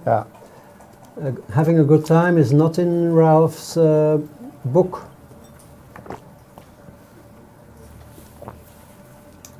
Having a good time is winning. Yeah, and he's good at it. Oh, okay, look at that. Great roll. Yeah, oh yes, exciting Huge roll roll. also. Yeah. No timing though, but White still has a checker behind the broken prime. And how long can this prime? He stopped to consider it if he was still too good. He's still too good. And he was. And I think that here a kamikaze play is probably. Not with a 2-1 probably. Yeah, now he's considering going forward. Now this is a cash. Wow. So what's exciting is if Ralf can recognize this as a cash. Wow. He does. So now the next question is, what does Dagfinn do with this? It's a pretty clear pass, I think, even at the score. Whoa. I plead 300 pass. I plead ignorance. Yeah. But I can see the pass. I can see it now that you mention it. And now it's too good, actually. It's just slightly too good. But there's no timing left in the position. So White doesn't care if he dances or not. And you see, this is vintage Ralf. He sacrificed a couple of easy cubes, or a couple of cubes, obvious cubes, and now he throws a cube at you with high conundrum value. Players might be tricked into taking. Oh, you can easily get tricked into taking this. You have 2 points. Dagfinn will recognize the timing issues, but still, you could be tempted to. He has a 4-point board. Yeah. He does take. That's too bad. Yes. Well, dance. Yeah. So now Dagfinn really needs sixes and aces. 5-4. You'll have to do that. Or there's a kamikaze? Kamikaze is in the picture any time now, I think.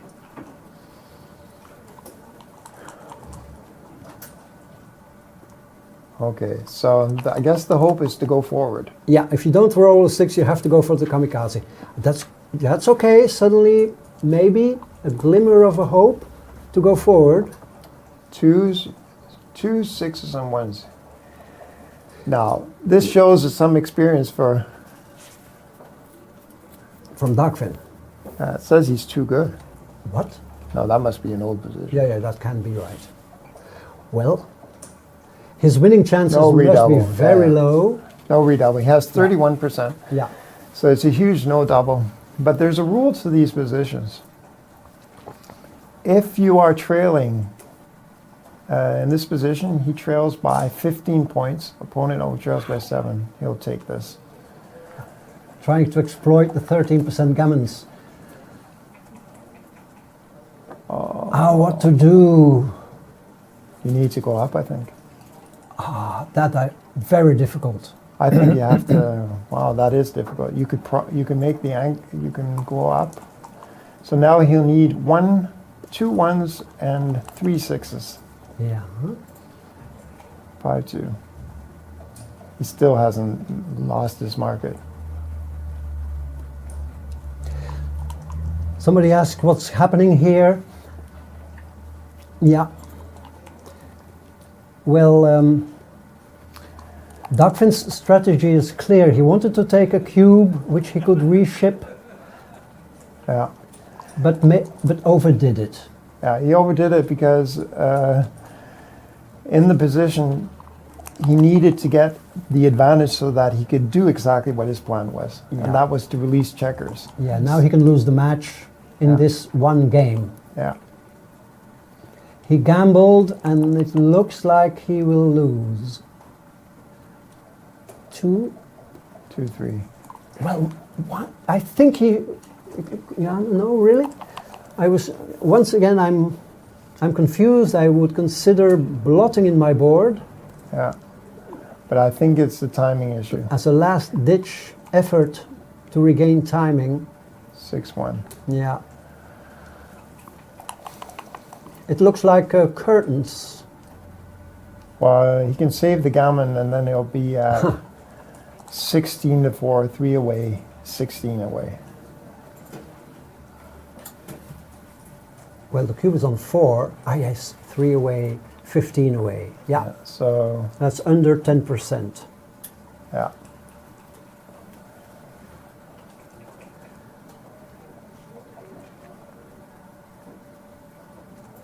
15 away scores are easy. You use Neil's numbers. Neil's numbers is 4 for the 15 away player. So if your deficit is 10 points, that's 10 times 4 plus 50 is 90, so you have 10%. Great. If you are 15 away, 5 away. Right. So in this position here, I'm not sure what the gammon rate would be here. 4 checkers back, looks like 34%. Mm-hmm.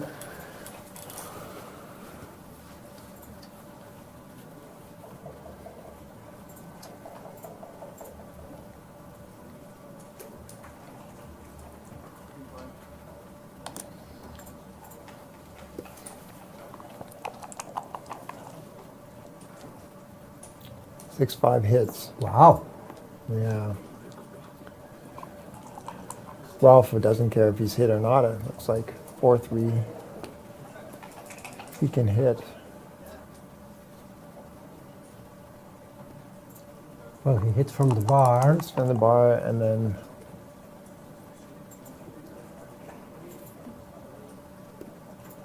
this is pretty important for the gammon to get a 2 here. He does. Wow. And he can cover. Yeah. Why not just cover? Yeah, no. Computer doesn't like it. I remember him saying to me once, you can also win a gammon by priming. Yeah. Thought that was a very clever play by Ralf Jonas. Yeah, I Not think I to would have cover covered that there. ace. Yes. We But don't know how much of an error it would have been to play 7-1. A very mature checker play. Well, the cost of being hit on the ace is 0 almost. Exactly. Yes. Ralf would just come in and then shuffle the checkers around again. 5-2. So now it's even worse for Dagfinn. Yes. 5 checkers back now, so that must be better than 50-50 for the gammon. A lot more, I guess. Now he closes it. Staying back, has an upside on certain sixes. Okay.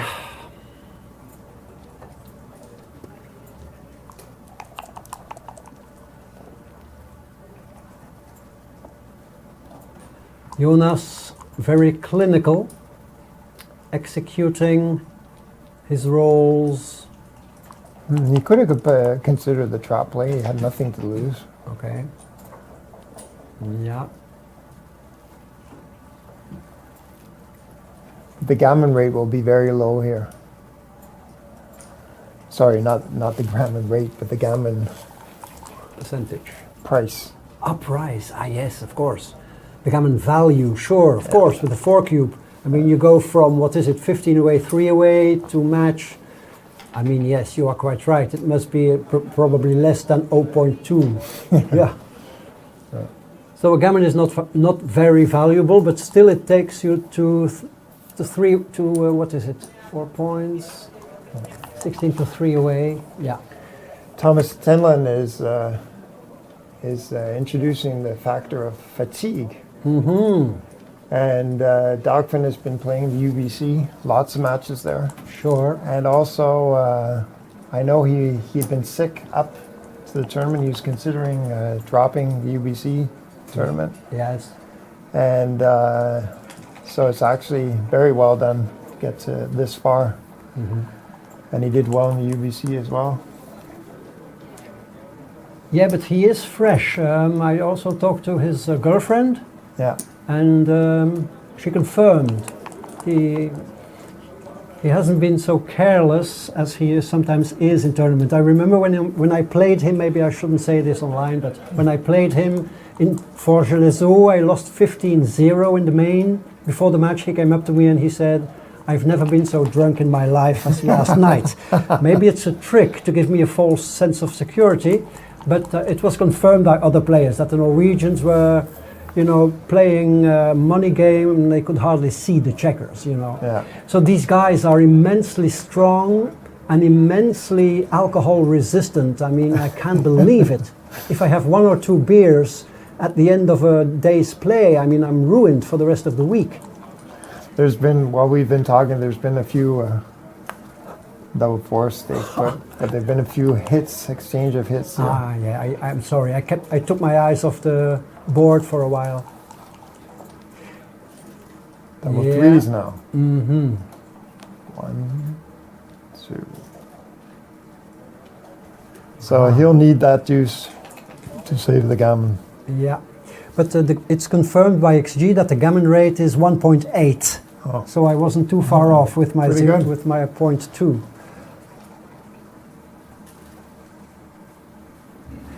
But a very interesting feature about Ralf's play is I was playing a back game against him, and the computer at a certain moment suggested kamikaze play, and he decided to make 3 inferior points in his board instead of kamikaze play. And he said, "I didn't want to lose a backgammon." And this is something that I would never take into consideration. I would never think of how many backgammons do I have in this backgame, structure. So he thinks on levels we mortals don't even think about, I think. 8 checkers left. Okay. And 2, 4. Yeah, and what is it? 9 crossovers?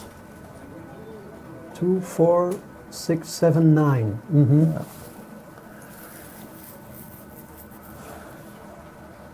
So you'll need a double then. 4, 3, 4, 7.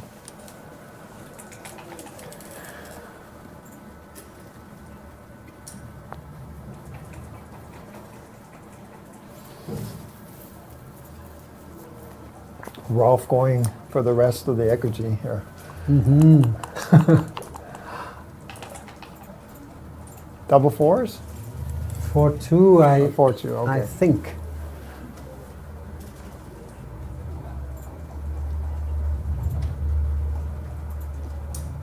But I'm probably wrong, because 4-2 would be 2 crossovers, right?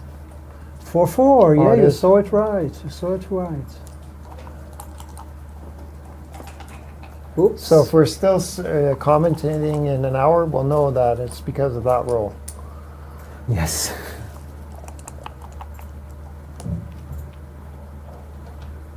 It's a good one.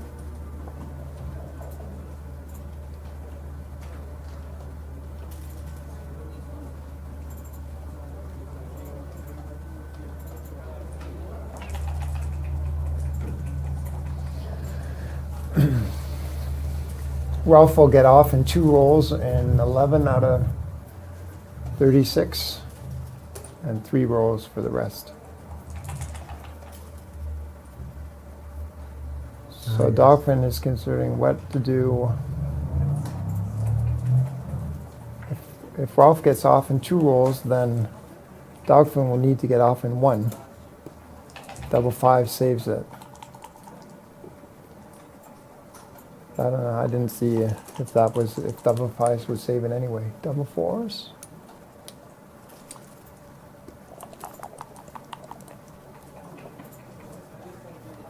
Oh, Saves the gammon. wow. Small consolation, but some consolation at least. Yeah. 15 away, 3 away. Yeah.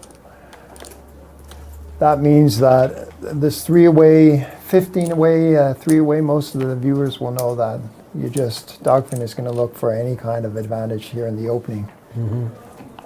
And then that will be a consideration to double. Yeah.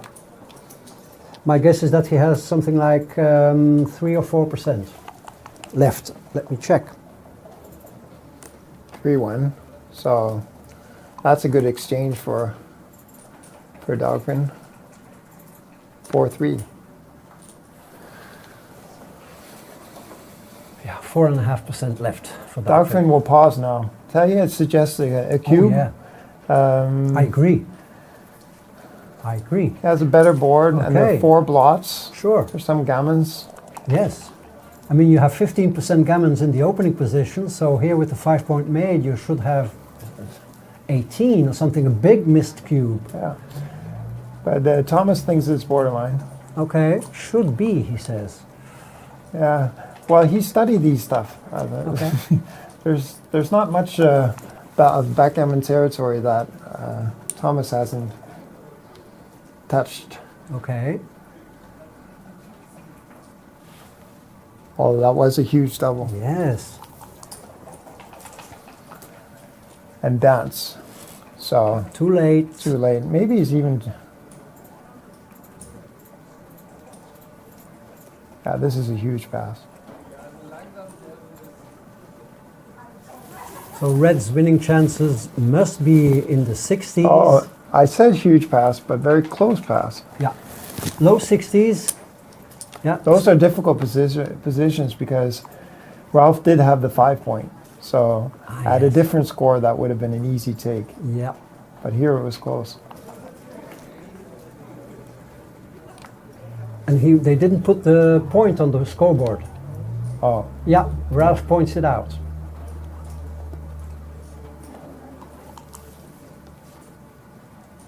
six two. Now you have the split.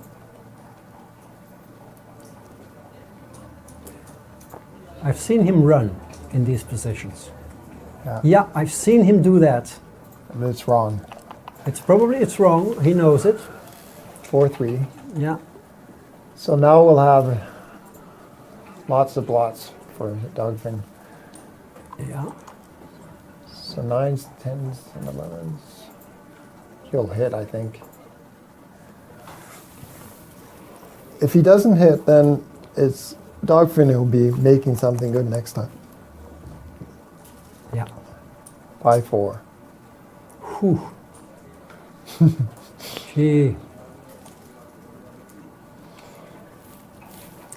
It was funny, I think it's a 6-2 play that opened up for this stuff. Slotting, duplicating ones. That looks like a good play. I like that. Yeah, maybe Ralf is conscious of the intricacies that occur if he plays it like this, run with the 6-2 instead of stay on the bar point. I told you he did it to me in the final. He ran and I knew it was wrong, but for some reason he did it. 5-4. Takes 2 anchors. Okay. 5-1. He can hit and lift. That would be consistent with what he's been doing. I was going to say no. He's got not going to lift in these kinds of positions. Okay. Too much counterplay. And also the midpoint was stripped. Right. I think against this backgammon structure you need flexibility. Yeah. So I would just cover here. Mm-hmm.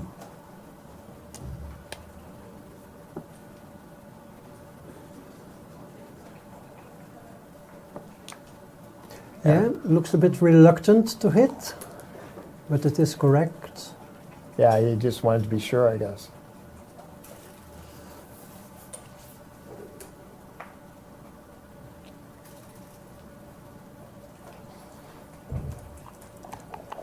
So here with aces you may have a choice of making the 5 point or hitting, but it doesn't occur.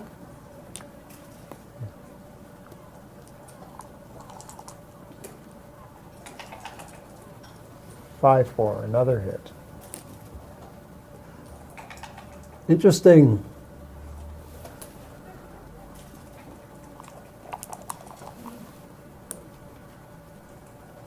Two. I can't see it. Oh, 2-1. Okay. So Ralf keeps hitting from the bar. Mm-hmm. 4-6. Then there's a choice of going out or lifting. Yeah. The complexion of the game has changed. So now he buttons up. Yeah. Which was correct. Mm-hmm. Now there's a choice of making the point or hitting, and he makes the point. Yeah.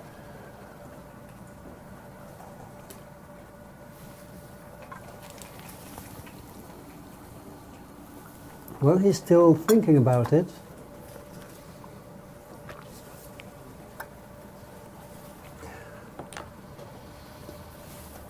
Well played.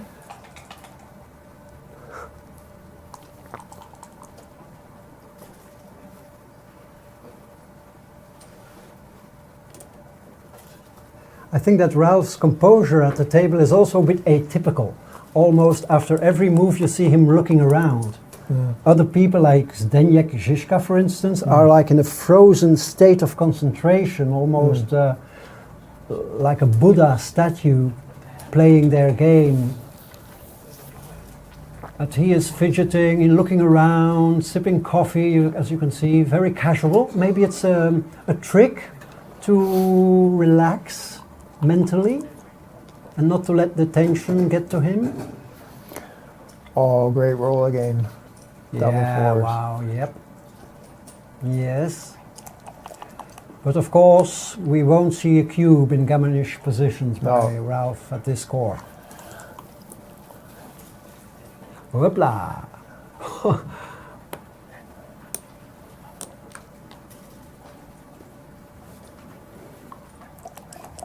This is a barrage of jokers that Dagfinn has to try and survive one way or another. Yeah. I was an 800 no double. So he knows what he's doing. Mm-hmm.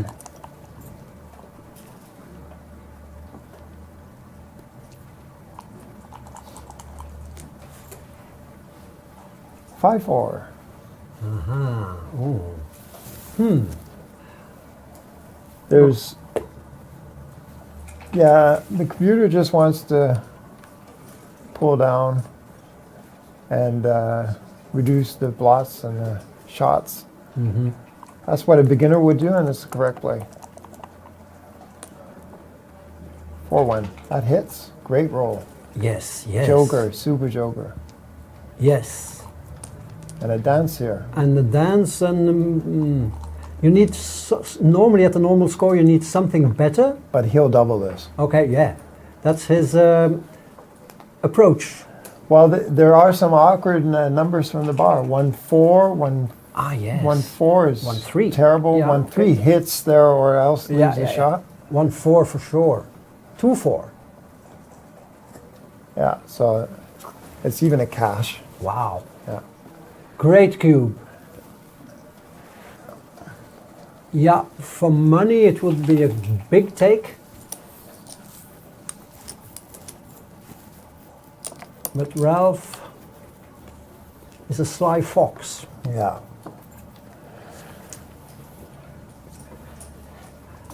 Okay, reducing the arrears to 10 points. Yeah.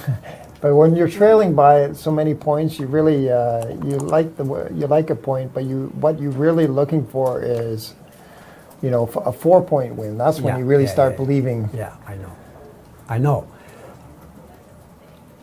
So, even though a previous cube from Dagfinn was way too early, this is still, I think, the tactic he will use. He needs to tempt Ralf into taking something which is gammonish. Yeah.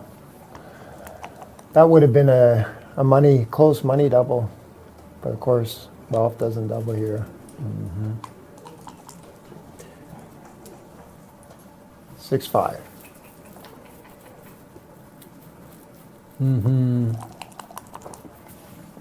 Correct play. Now 4-2.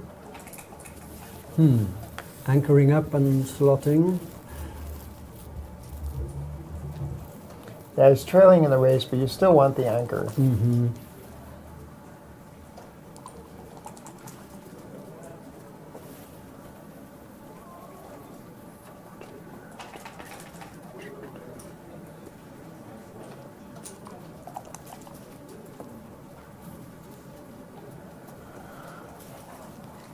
So Ralf's error rate is going down. Yes. Ralf yawning. So talking about fatigue, this may be a little sign.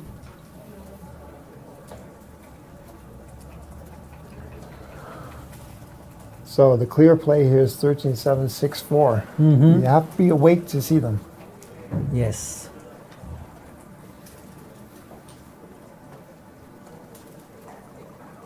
It's difficult. Those plays can be difficult, when you leave a voluntary shot, when you know your opponent wants to hit. But it's just clear here because the alternative is to do something where you're burying the checker behind the anchor. Yeah. Strong play by Dagfinn. Yes. So 6-2. So I just said you want to hit, but do you want to hit the 6-2? Well, the 6 is awkward. That's a Ralf play. Yes. That is clearly correct.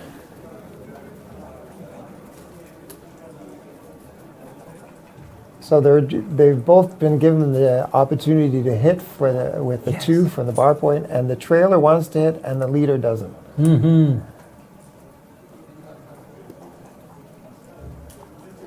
Ralf wants to keep the volatility low. Yeah. And Dagfinn wants to keep it high. Yeah.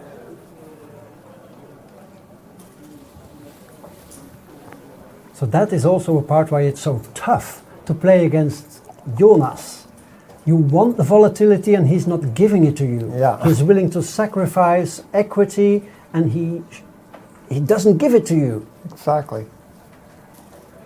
So there's the choice of just making the point here. That's a blunder. Because you're leaving shots anyway, so you want something in return. So Dagfinn, I understand Dagfinn's play. He wants to reduce shots, but it cost him the 3-point.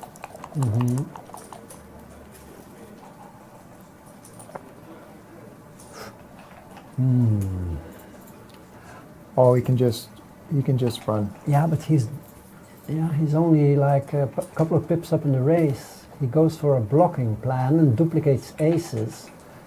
It looks pretty clever to me. Oh, that's a it bit looks sick. pretty clever. It's clearly best, it says. Wow.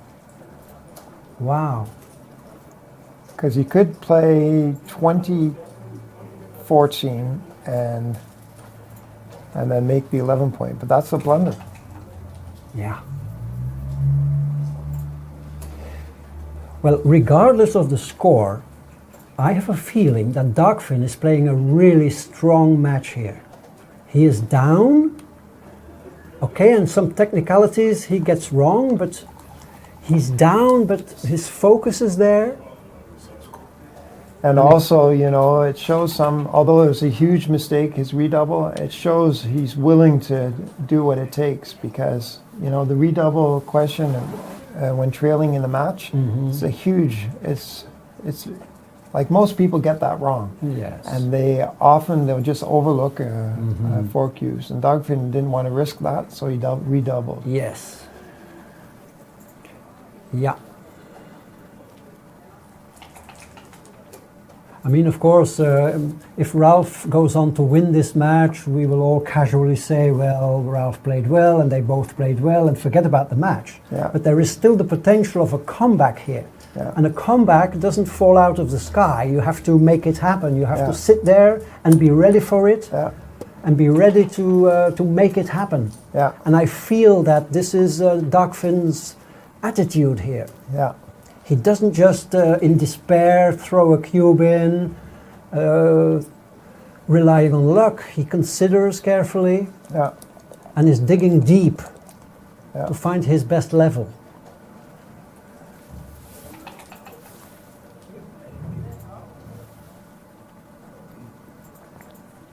Yeah, 6-1 leaves a shot.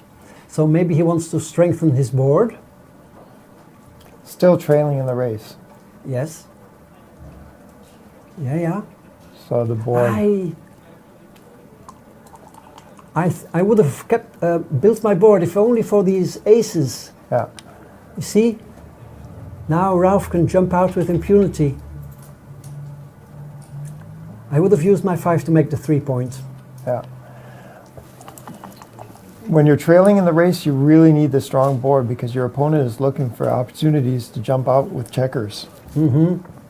So like here too, he has the 5, which covers the blot, and then the 4 maybe goes to the 7, although that may be too much. But it may well be right as well, because 6-2 is flagged as an error by XG. Okay. Ralf had a blotting board with no direct cover. Oh, he could just cover the deuce. This is the same issue as before, that you want a better board. Yes, I agree. Also, it keeps the spare on the 8. Yes. See, Ralf will not volunteer a direct shot on the midpoint. Even, okay.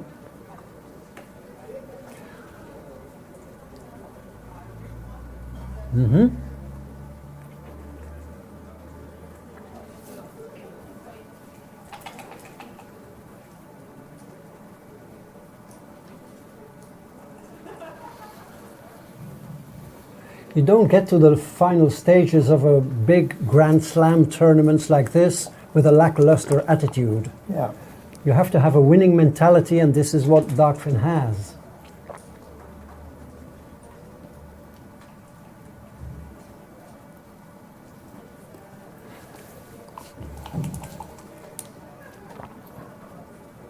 Okay, 2 down. So yeah, he has a lead of 12 pips, or let's see now, 6 pips. Dagfinn is down 6 pips Before the roll. before the roll, yes. 3-2. Yeah, he has to give indirect shots here because Yes. also there's some.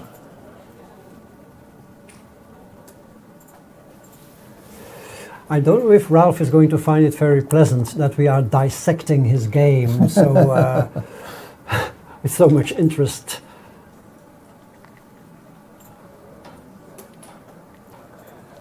That's the cost of getting far in a tournament. Right, your game is exposed.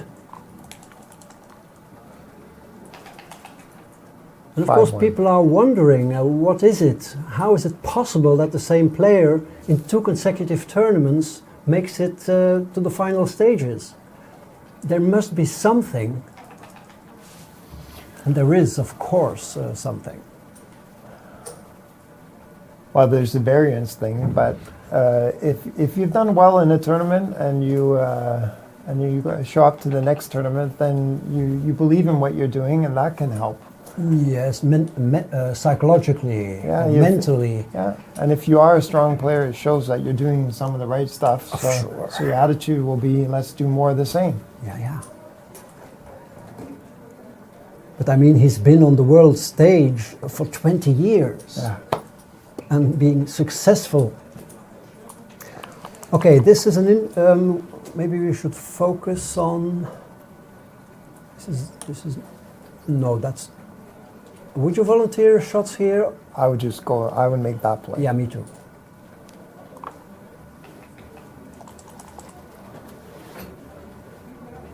I won. Yeah. So every move now, Ralf is given the choice of burying a checker or not. And as soon as you start burying your checkers, then that's can be your game plan until you roll a double, or you're forced off. I think he's thinking about preserving a 6. Okay. So the 5 needs to go to the 8. Yeah. Okay. Oh, he's thinking about if a shot comes up, he doesn't want to blot in his board. I heard Mark Olsen say that saving 6s is like an old school idea. Really? That the computer, yeah. In the old days, people saved 6s, save a 6, and the computer has a tendency to, you know, just play the checkers in the board. Yeah.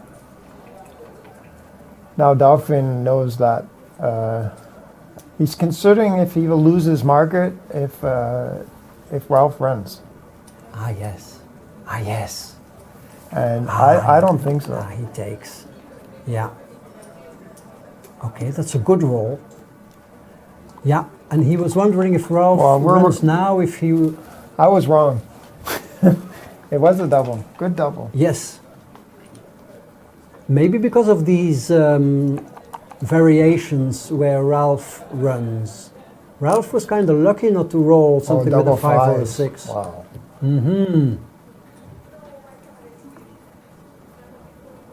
Okay, so it was a close double, but he found it. 2 checkers. This game you feel must go Dagfinn's way. Yeah, he's leading by 20 pips, and Ralf has already buried more checkers than Dagfinn. Crossovers, so. Yeah. Huge favorite.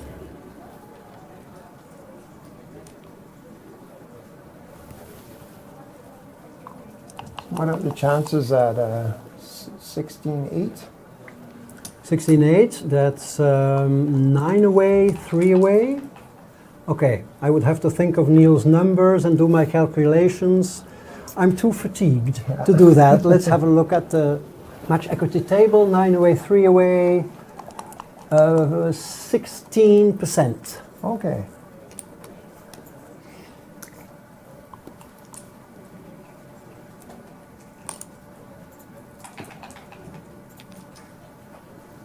%. Yeah. So there is a bit of a comeback in the making. The deficit has definitely been reduced substantially. And it all started with the double fours to save the gammon. Yes.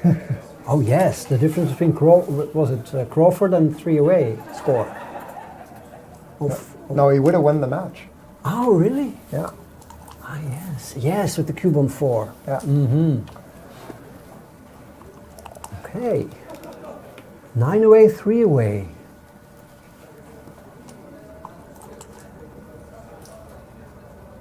Four, 3. Neil split. No, I made a mistake.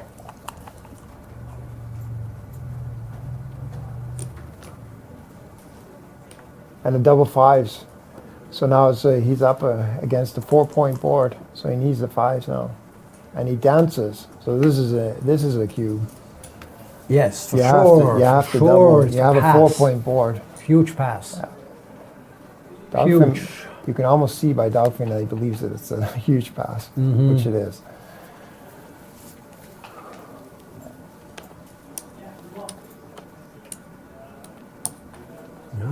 No, guys in the chat, 9 away, 3 away is 16%.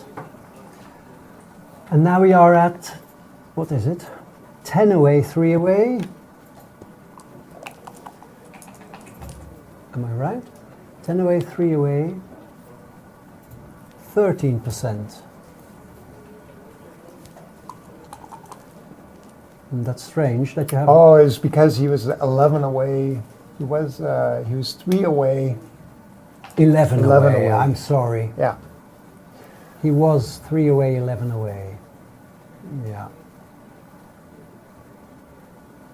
So 10 now is 13%. Yeah. So he went from 11% to 13 now. Yeah.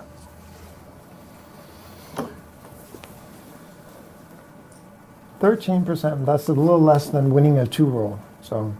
Mm-hmm. Yeah. Happens all the time. Yeah. Except it can't happen here in one shake. You have to work for it. Yeah.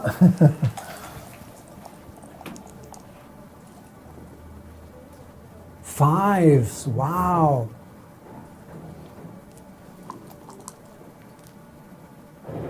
Four, 3. It's a huge pip lead, but there are empty points in front. Mm-hmm. So, Yeah. so the question is it a big pass if he rolls 3-1 or 4-2? Yeah.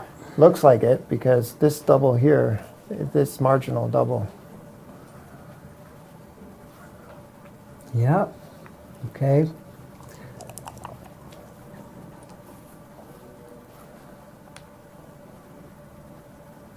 Dagfinn's been pushing these marginal doubles. If it's been marginal, he's been cubing. Yes.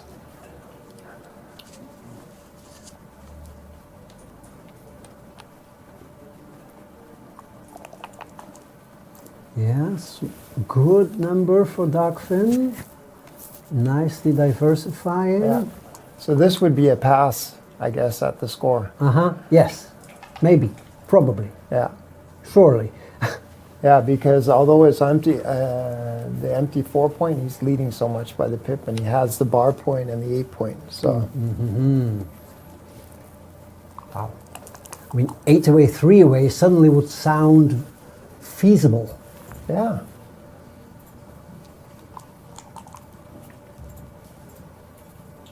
And this would be one of the great wins in world backgammon if Dagfinn were to be able to stage a comeback and win this match.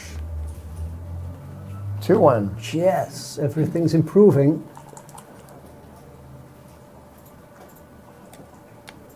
Now the question is if Dagfinn should leave an indirect shot with, say, 5-2, yes. 5-3, 6-4 is a give. You Yeah. just double slot the 1. Yeah.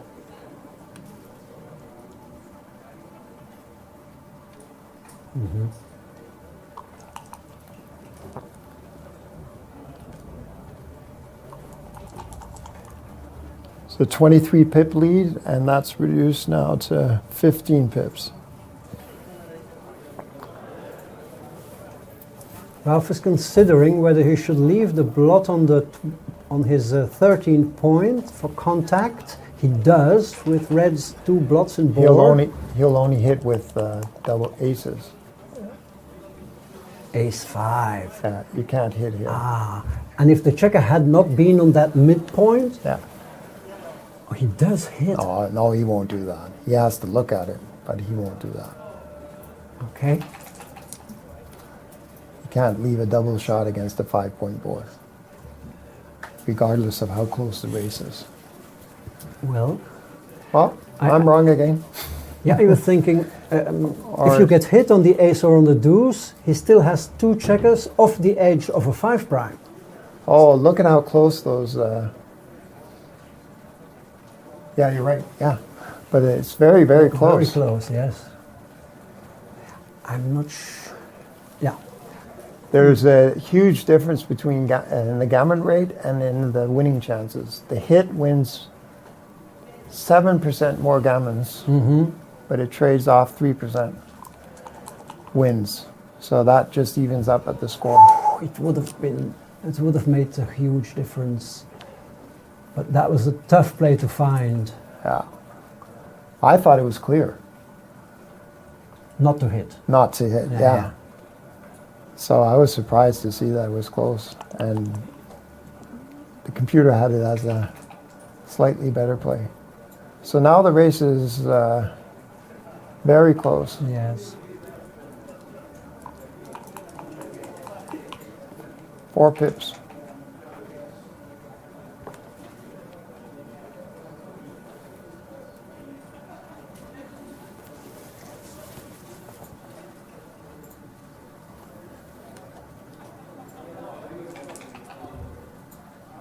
He gives up the 6 point.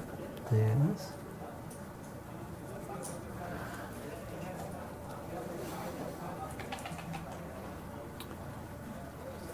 Roberti once wrote in one of the books that these positions, they look like they look like someone's going to hit, but often it just ends up that either one of the players rolls a double or someone leaves a shot and it's missed. Right. So taking that into consideration, Ralf just looks to make the best play sort of for the race. Yes. I agree.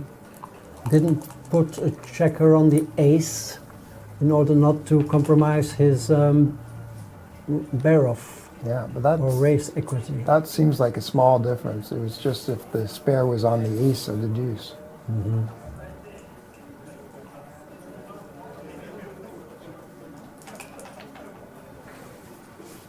That was a strange sequence there with the 6-4,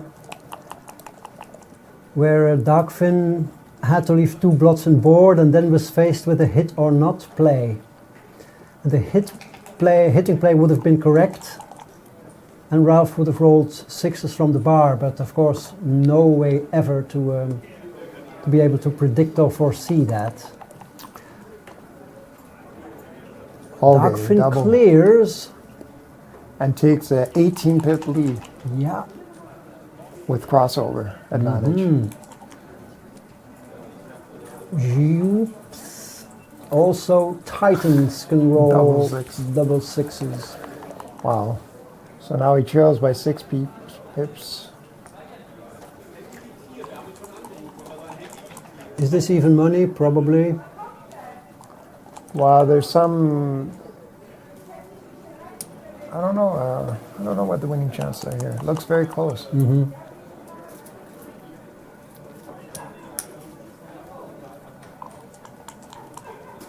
So I can see on the chat that they're discussing the Crawford strategy. If we get there, we'll talk about it.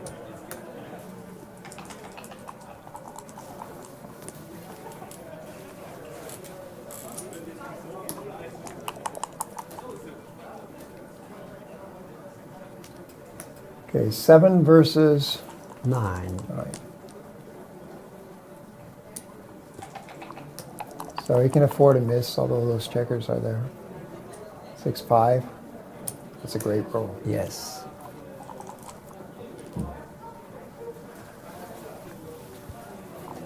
So it looked decided, and then he rolled a double 6s. And now we're in this very close race. Yes. 61% it says. 5-4. Okay, it looks like Ralf will need a double.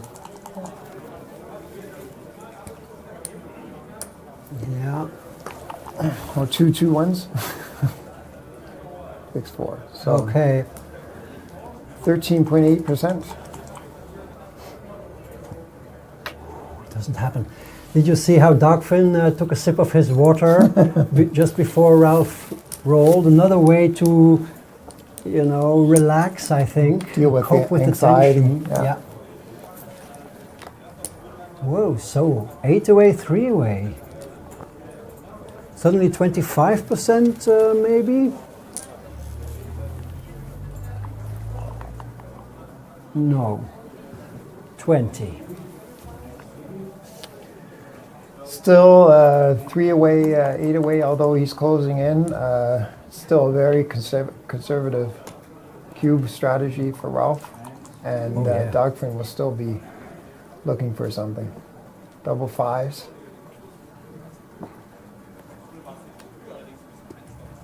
Mm-hmm.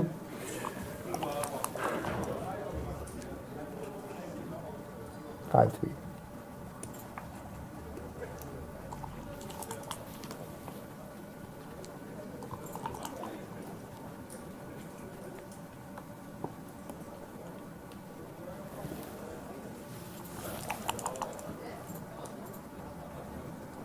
Okay, this would be a double in a close match, but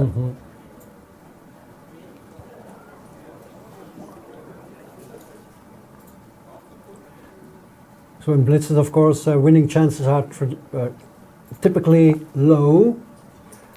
So these are ideal cubes for the trailer to take. yeah. After that bad roll, it was 60% Yeah. winning chance. And Now it's a different story. yeah, But still, even, I mean, you must take this. White cannot possibly have more than 72% winning chances. Ah, no, he has 74. yeah, but it's But still even no then, double. yeah. These match scores, you can just almost ignore your opponent's gammons and just take it, and then you just what you want to be doing is looking at your opponent's winning chances. See, Dagfinn would just take this. Yeah, you must. That's a bluff cube. Yeah, That's a bluff cube pur sang. I mean, everybody knows this. If you take the 2 cube and you reship it to 8, you but Oh, Dagfinn. I'm very surprised by that. Yes. I think, you should look at how Dagfinn wins 4% gammons himself. Yeah, I think John O'Hagan calls this the auto recube take point. So Yeah. you should try to find your take point if you auto recube. Means Yeah. you take it to 2 and you drop it, you put it to 4. Then all the gammons of Ralf are dead, yeah, and your gammons are magnified. yeah. But the three-way, to be fair to Dagfinn, the three-way match score is extremely complicated and difficult. Now it's 6-1, 6-2, and a double.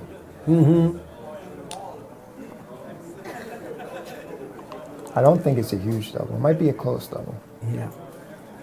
So this is a bit Wow. a discrepancy in Dagfinn's approach. I mean, he makes an aggressive cube here, but a hyper-conservative, almost hyper-conservative drop in the game before. Yeah.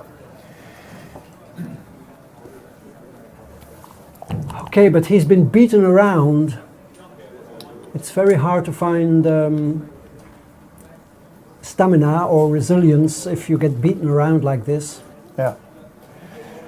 The Dagfinn's double in this position was after the sequence 6-1, 6-2 run. Yeah. And it is true that you can double aggressively when your opponent needs 2 points, but that was taking it a bit too far. Yes. You should at need least- something like a 3-1 and then a poor response to Yes. double that 2-away, 8-away, I think. Yes. So Dagfinn's strategy of giving his opponent a difficult decision, it seems like he has abandoned that approach.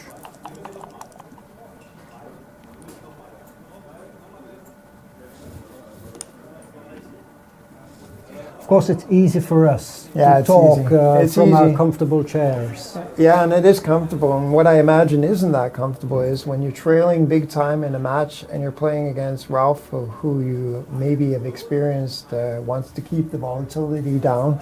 And then you think, well, you're not going to fall into that trap. And so when you're given an opportunity to make something happen, you do it. So we saw that with the 4 cube, the premature 4 Yes, cube, yes, and now yes. with the premature 2 cube.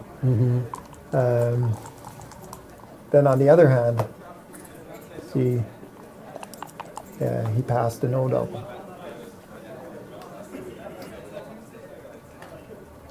Yeah, I think our Norwegian friends will discuss this cube at 8-away, 3-away. I mean, I would surely have taken it even if it were only because I misjudged Ralph's winning chances. I thought he had only 72, but he appeared to have 74, and it was still a big take. But that's a huge hit. Yeah, it was a dance and a hit. And now opportunities for 5s, Dagfinn. 4s, Wow. 7s, and 9s hit. I mean, a gammon would bring him to a 4-away, 2-away score. Yeah. Gee. Wow, big roll coming up for Ralf. He finds the 4. The man is amazing.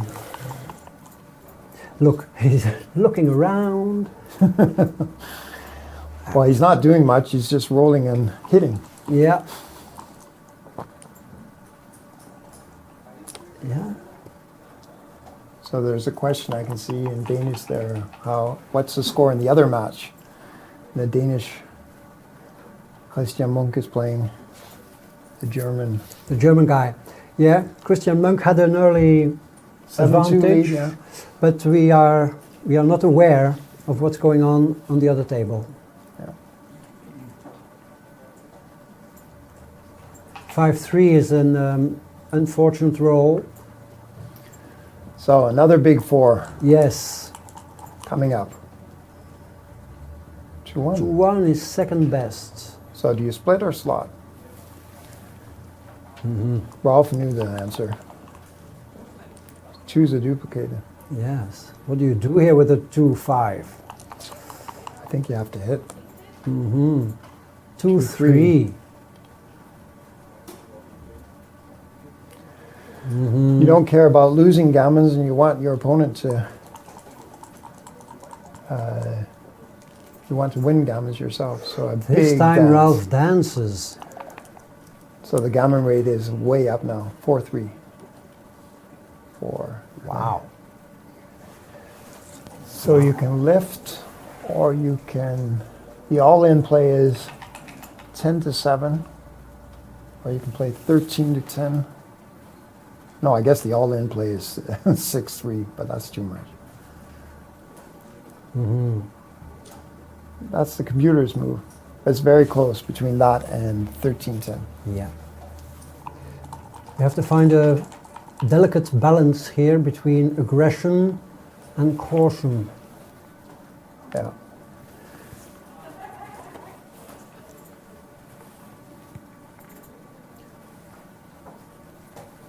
Well, 13-8 looks like the way to go. Ralf chooses to jump out.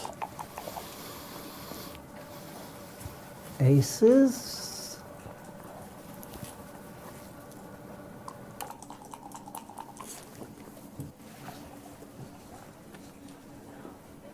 Now the 5 goes to the 8 point.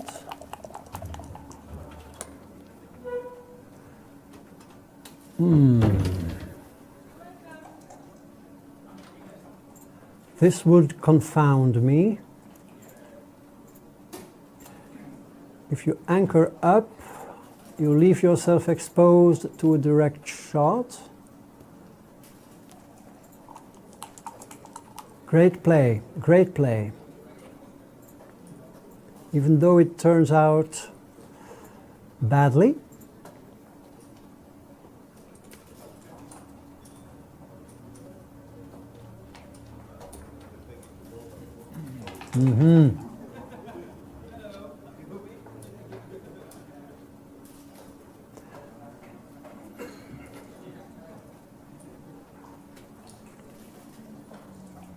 Yeah, this is difficult. I'm not talking because I have no idea what to do. First inclination would be to leave the anchor, but that's probably a no-no. Yeah, this I'm sure is the best play. Classy. 2 out.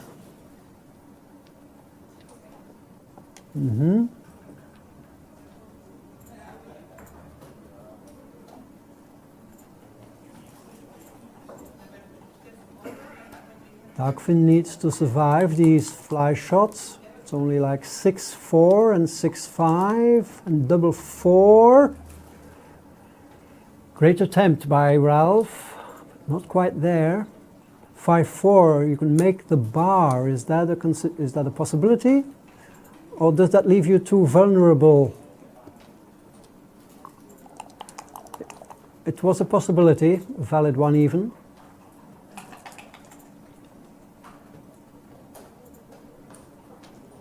Okay.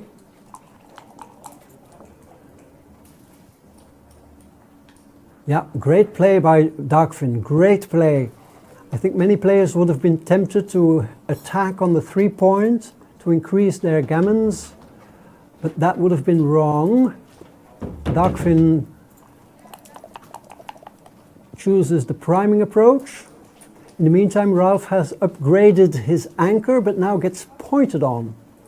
So Ralf badly needs a 3 in the upcoming rolls to stave off a gammon. So, yeah. So everything now dependent on luck. Wonder what the gammon rate is here. Oh. Usually you clear the 44%? Yeah. I'm just saying something. Yeah. So, Looks higher. uh-huh. That's my play as well. I agree. You want to clear the point now when he's on the bar. Yeah. And so even if he enters, you'll usually just get indirect shots. Mm-hmm. Looks like Yeah, 30, 32%. only 32%. Okay. I'm what off? 45 did I say? Yeah, Ah, 12% I was off. I Not was too off bad. even more. I'll sign up for 12% off any day of the week. There's a big difference if he dances a roll or two, or if yes. he enters immediately. I mean, and this is completely out of your control. Yeah. 3 consecutive dances in the meantime. And now, Gammon 40. rates go up. You have to volunteer. no, Ah, I you don't don't. think so. No. Sorry. No. Nothing here. Yeah. 5-4. Wow, with every roll that Ralf dances, the gammon rate goes up. 4-1. I guess just 5-4. No.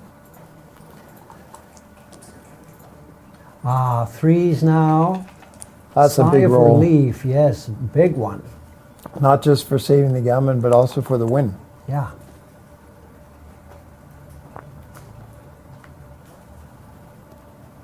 Still some gammons, but not many. 20% at most. And very important to jump out there. He had 9 rolls that would Ah, yes, stay. Mm-hmm. 6-4. Yeah.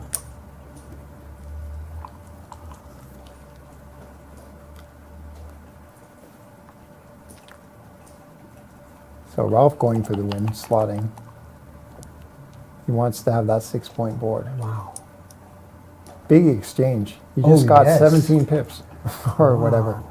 And this is a less than average roll. If Dagfinn can... Now we're at 50-50, I guess 55% gammons or something. Maybe Okay. higher. Double 2. Everything off. It's tricky. This is the double match point play, but 4 off is looks like we needed our plus. Big, what? How many? 4 checkers off is 600 millipoint blunder. I would need to know that at plus. Is that one too many? Is that legal? Wow. Oh, he took 1 off from the 4-point. Ah, yes. Yeah. So that's the correct play. And 4 off, we Wow. don't know what 4 off would mean. No, it was a big mistake probably. Yeah. So No ace, 5s. Oh, so he he can could win a backgammon for match. A 2-1 and a not for match. 6. No, we don't wish that on Ralf, of course. Wow. Yeah, we are, of course, we can't hide it. We're a bit rooting for the trailer, Yeah. But bec- suddenly he might not be trailing. and they take a break. Yeah. I mean, Dagfinn probably suggested it. This is big. This must be hard to cope with as the leader after such a big lead. Find yourself in a 2-way, 4-way situation. Gee. I don't know who's watching the match from the screen down there, but I could see Dagfinn lifting his eyebrows a bit just when he... Yeah. Very pleased about the development here, of course. Yes. But he was confident during the break when I talked to him outside. He was confident. He was not shaken at all. So we are looking forward to a great climax of this match, Daniel. We'll see the viewers back in 5 to 10 minutes. Yeah. See you guys.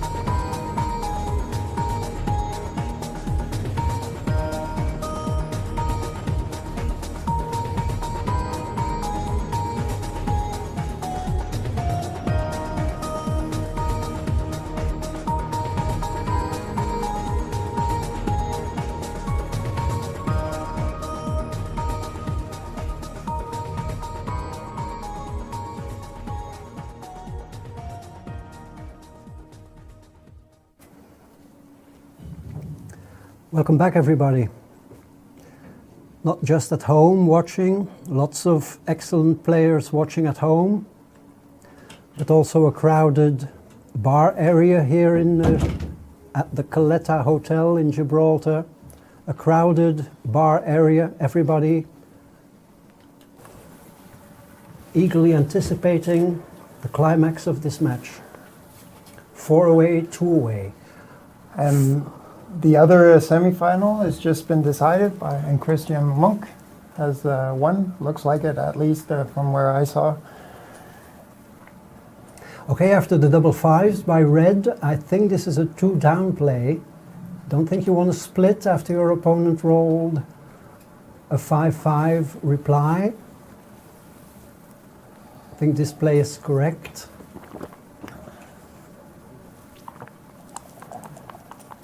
Trailing at this score, you're looking for any excuse to double. 3-1 is great. An inferior roll by Ralf, and the cube will come, I think. He'll be leading by 5 pips, 3-point versus a 1-point board. And although both players have anchors, it should be a double. I agree. Will you split here, or is that still not advisable? So Andreas Christensen says pass. Wow. Wow. Yes, your gammon value is at its maximum. So it doesn't matter how he plays 2-1. So you win how many gammons here? 24% maybe? If you have, that means if you have 56% winning chances, it would be a drop. And he's a little bit, he has 57 and 23. Yeah, that's 80. So that So it's just a very small pass, actually. Yeah. So you estimate your gammon wins, you add it to your winning chances, and if that's 80, the opponent should drop. And they both do that. Yes. So it looks like a small pass. Let's see.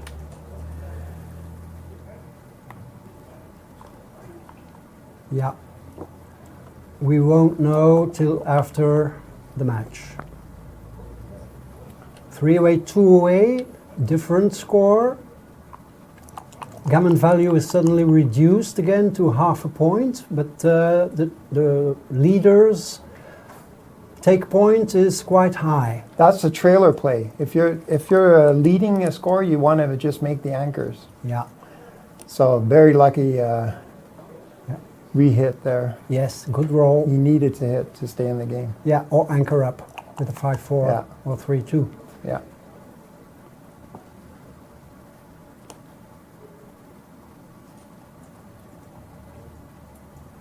Well, this match has turned into a true classic.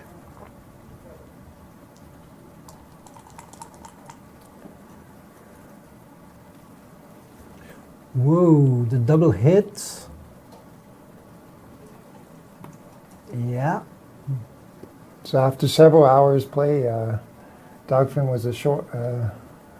was a match favorite.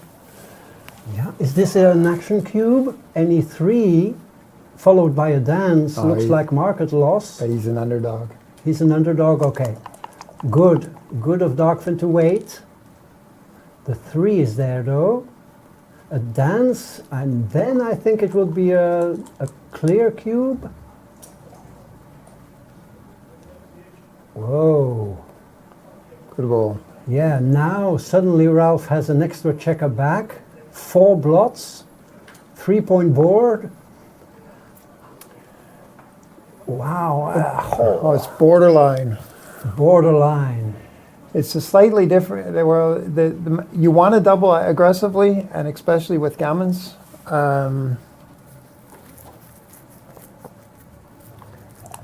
I wouldn't double this one. Dagfinn shows restraint. He's happy about that after that. Now one. he's happy about it.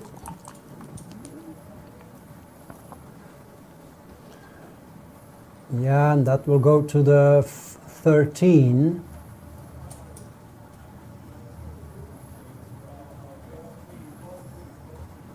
Wow. Suddenly Ralf is preparing to take some risk in an effort to improve his structure.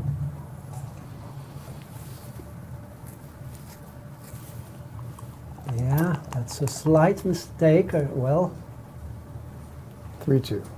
Now we'll hit. And then we'll be looking at something exciting after a dance. Ooh. American rules, that would have been a dance. 1-2 hits. So it stays in the game at least. I don't know what the cube action would have been after a dance. He has 3 checkers back. yeah. 21. So ideally, Ralf would be looking at an undoubled gammon. 4-3. Gee, fours are duplicated. You could make the 17 point. Ah, yes, you could. You could also play 9 to the mid and to the 6, stacking and playing with only 2 blots. Yeah. Looks best, slightly better to make the 17 point. Okay?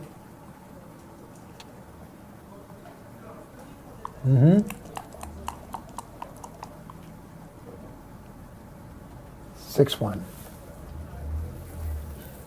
Hmm. There are action plays available, but 13-6 is best. Yeah. I can see the value.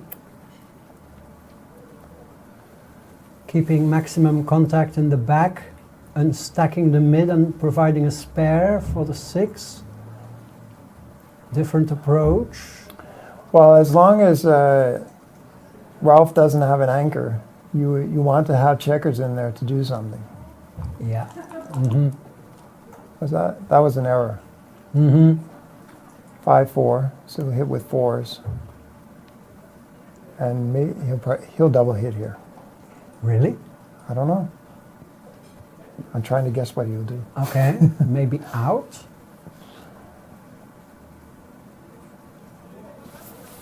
Yeah. That looks best.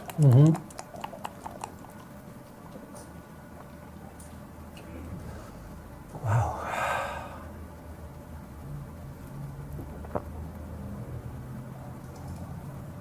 So Dagfinn clear underdog, Yeah, but yeah, that's a good play. excellent. Gee, So he can make the 4 point, he can run, or put one on the 6 is another option.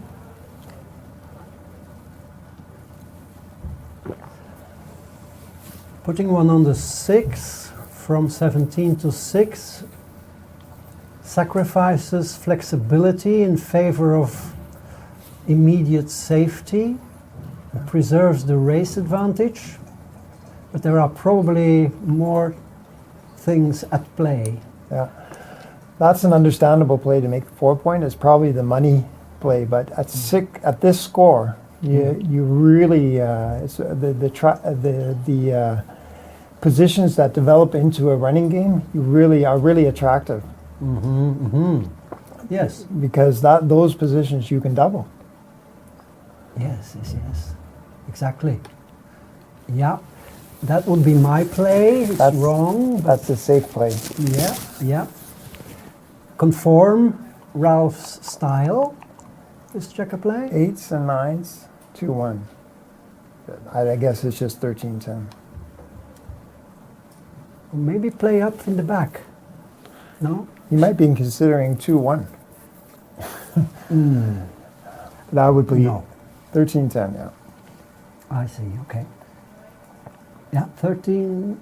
Yeah, my play would be an error.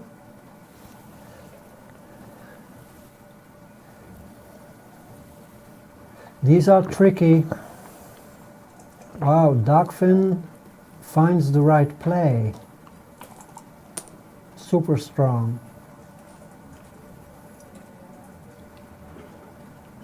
So now he'll hit with 7s and 8s, positions. This looks like a good roll at first sight. Yeah, I think you have to move up. To the bar point? Both points. Is that strongest? You are right. I can see the machine. The machine considers switching. Whoa. That wins a little bit more gammons as well. That's a different approach. Yeah, that's almost a blunder. Okay, difficult. That was a very difficult play. Double fours, which would have danced. Yeah. So,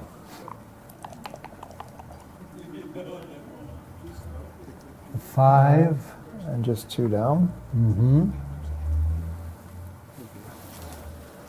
Okay.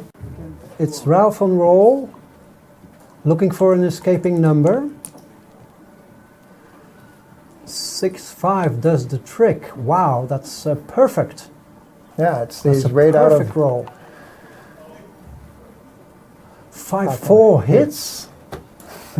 Gee. Wow. Cube Wow. is... Where is the cube? Oh, in the middle. Still in the middle. It's on the bar. Yeah.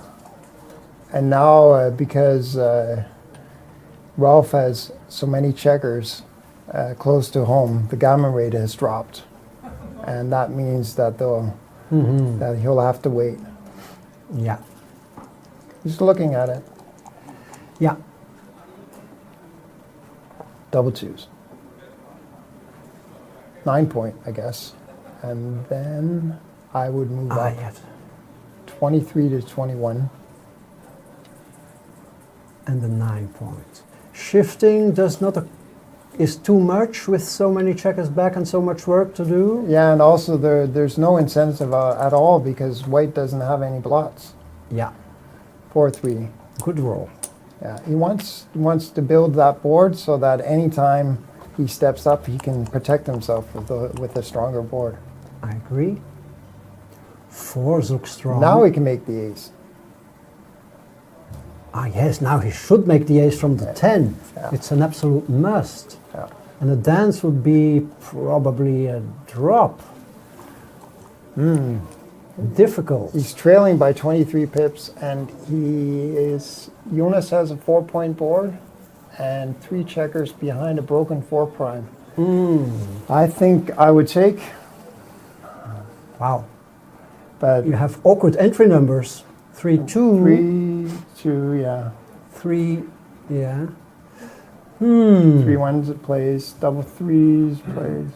Dagfinn takes a sip of his water. That's very good. Composing himself, fully realizing there's a huge roll coming up. And this is a big match, one of the biggest matches in his career. Yeah.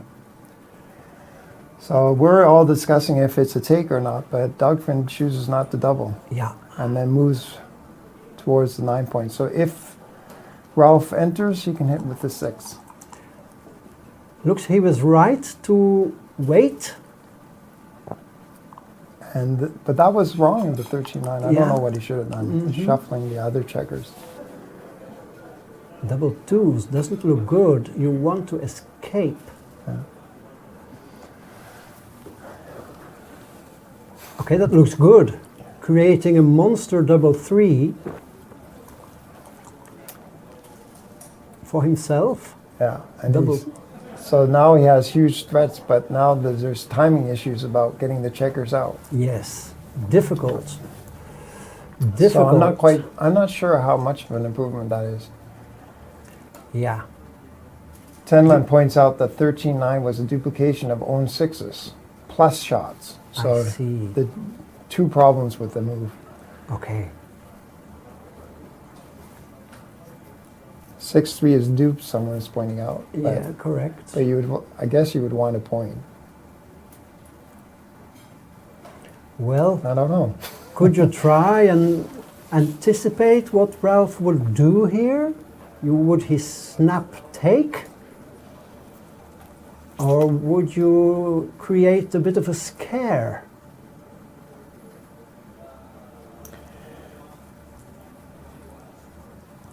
Wow. I think Dagfinn's going to double this. Yeah.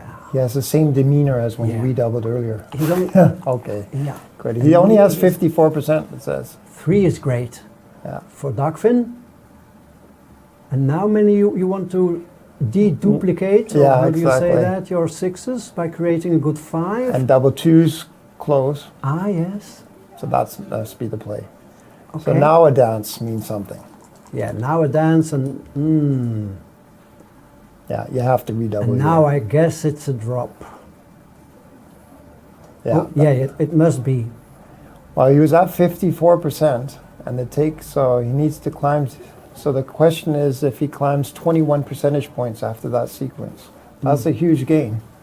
Still behind, he has 3 checkers there. Wow. He takes. I think it might be a take. Wow. 66%, so it's a huge take. That's courageous. Yeah. So double 4. So now a quick enter, and he's proven his check. He's proven why was the correct take. Great roll. Yes, he has the insurance, of course, Ralph, that if he were to lose this game, it's unlikely that he will lose it with the gammon. Yeah. But still, high take point. Yeah. 3-4. So he needs to enter now to have chances in the race. Yes. He does. And he And will chances in the race and also chances to hit. Yes. Jumping out, yeah, I agree. I kind of agree with. If you jump out, you can give him 6s. Yeah. If he had entered on the deuce point instead of the 3 point, he would have been more inclined. All Wow, good. that closes. Huge swing on that roll. Yes. So So- what do we have? 4, 7. 6-3 was a mistake. Ah, he should have jumped out into the 15 shots. Yeah, Dagfinn is getting credit for his cube. Yeah. And it was difficult. You know, he a lot of players would have doubled before, and a lot of players would have waited, and he found the correct time, Yeah. the exact correct time to double. So it showed that he understood the position perfectly. A very, very, very strong performance by Dagfinn, who has been lifting his game. He was aware of the fact that his recube to 4 in one of the previous games was a bit too early. He asked me, was it terrible? Well, it wasn't terrible from a match strategic point of view. It was perfectly okay, but it was technically, of course, too early. Yeah. And there are still gammons. I mean, if Ralph dances a couple of times, this would be an immense upset. Gee.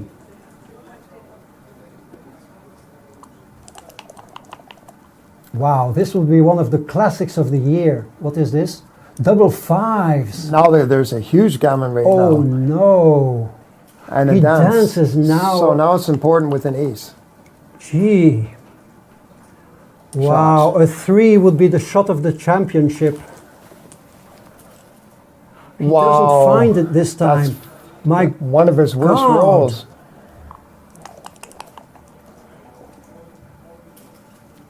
Wow, I mean, Ralph look- now needs a huge miracle to survive this. He is out of it. My Wow. God. And We are in shock. What a match. 3. Gee, this is one of the great victories of the year. I mean, I cannot see a match up to this time which has shown us such comeback and such stamina by a player, by any player. And all credit to Ralph, of course, who played, 3.6 or something, Yeah. or 3.4. So all credit to this super professional player. But Dagfinn managed to pull this one out of the fire. really Daniel. well done. Really well Gee. done. I think, I don't know what his match winning percentage was when he was after that 4 cube and he was running home to try and save the gammon, but it must have been very, very low. Yes. Um, Well, there is an expression, I think, in Flemish, maybe I try to translate into English, on the edge of the abyss. the most beautiful flowers grow, or something like that. And Dagfinn spent the whole match on the edge of the abyss. Yeah, it's a very nice garden. What do we see there? Ah, this is the opening game. Yeah. What should we do? I don't know what we should do. I think we should maybe wrap up. Yeah. An interview would be a good idea, but I think Dagfinn will want to relax. Yeah. So we'll have a Scandinavian final. Yes. Against Norway against Denmark. Something to look forward to. Yeah. I really must thank you for being here with me. Thank you. It has been so instructive and exciting. The final will be commented on by Mochi. I think that's also great value for the viewers. Yeah. But we have to say goodbye to you now, folks at home, and I hope you will tune in later for the final. Goodbye. Bye.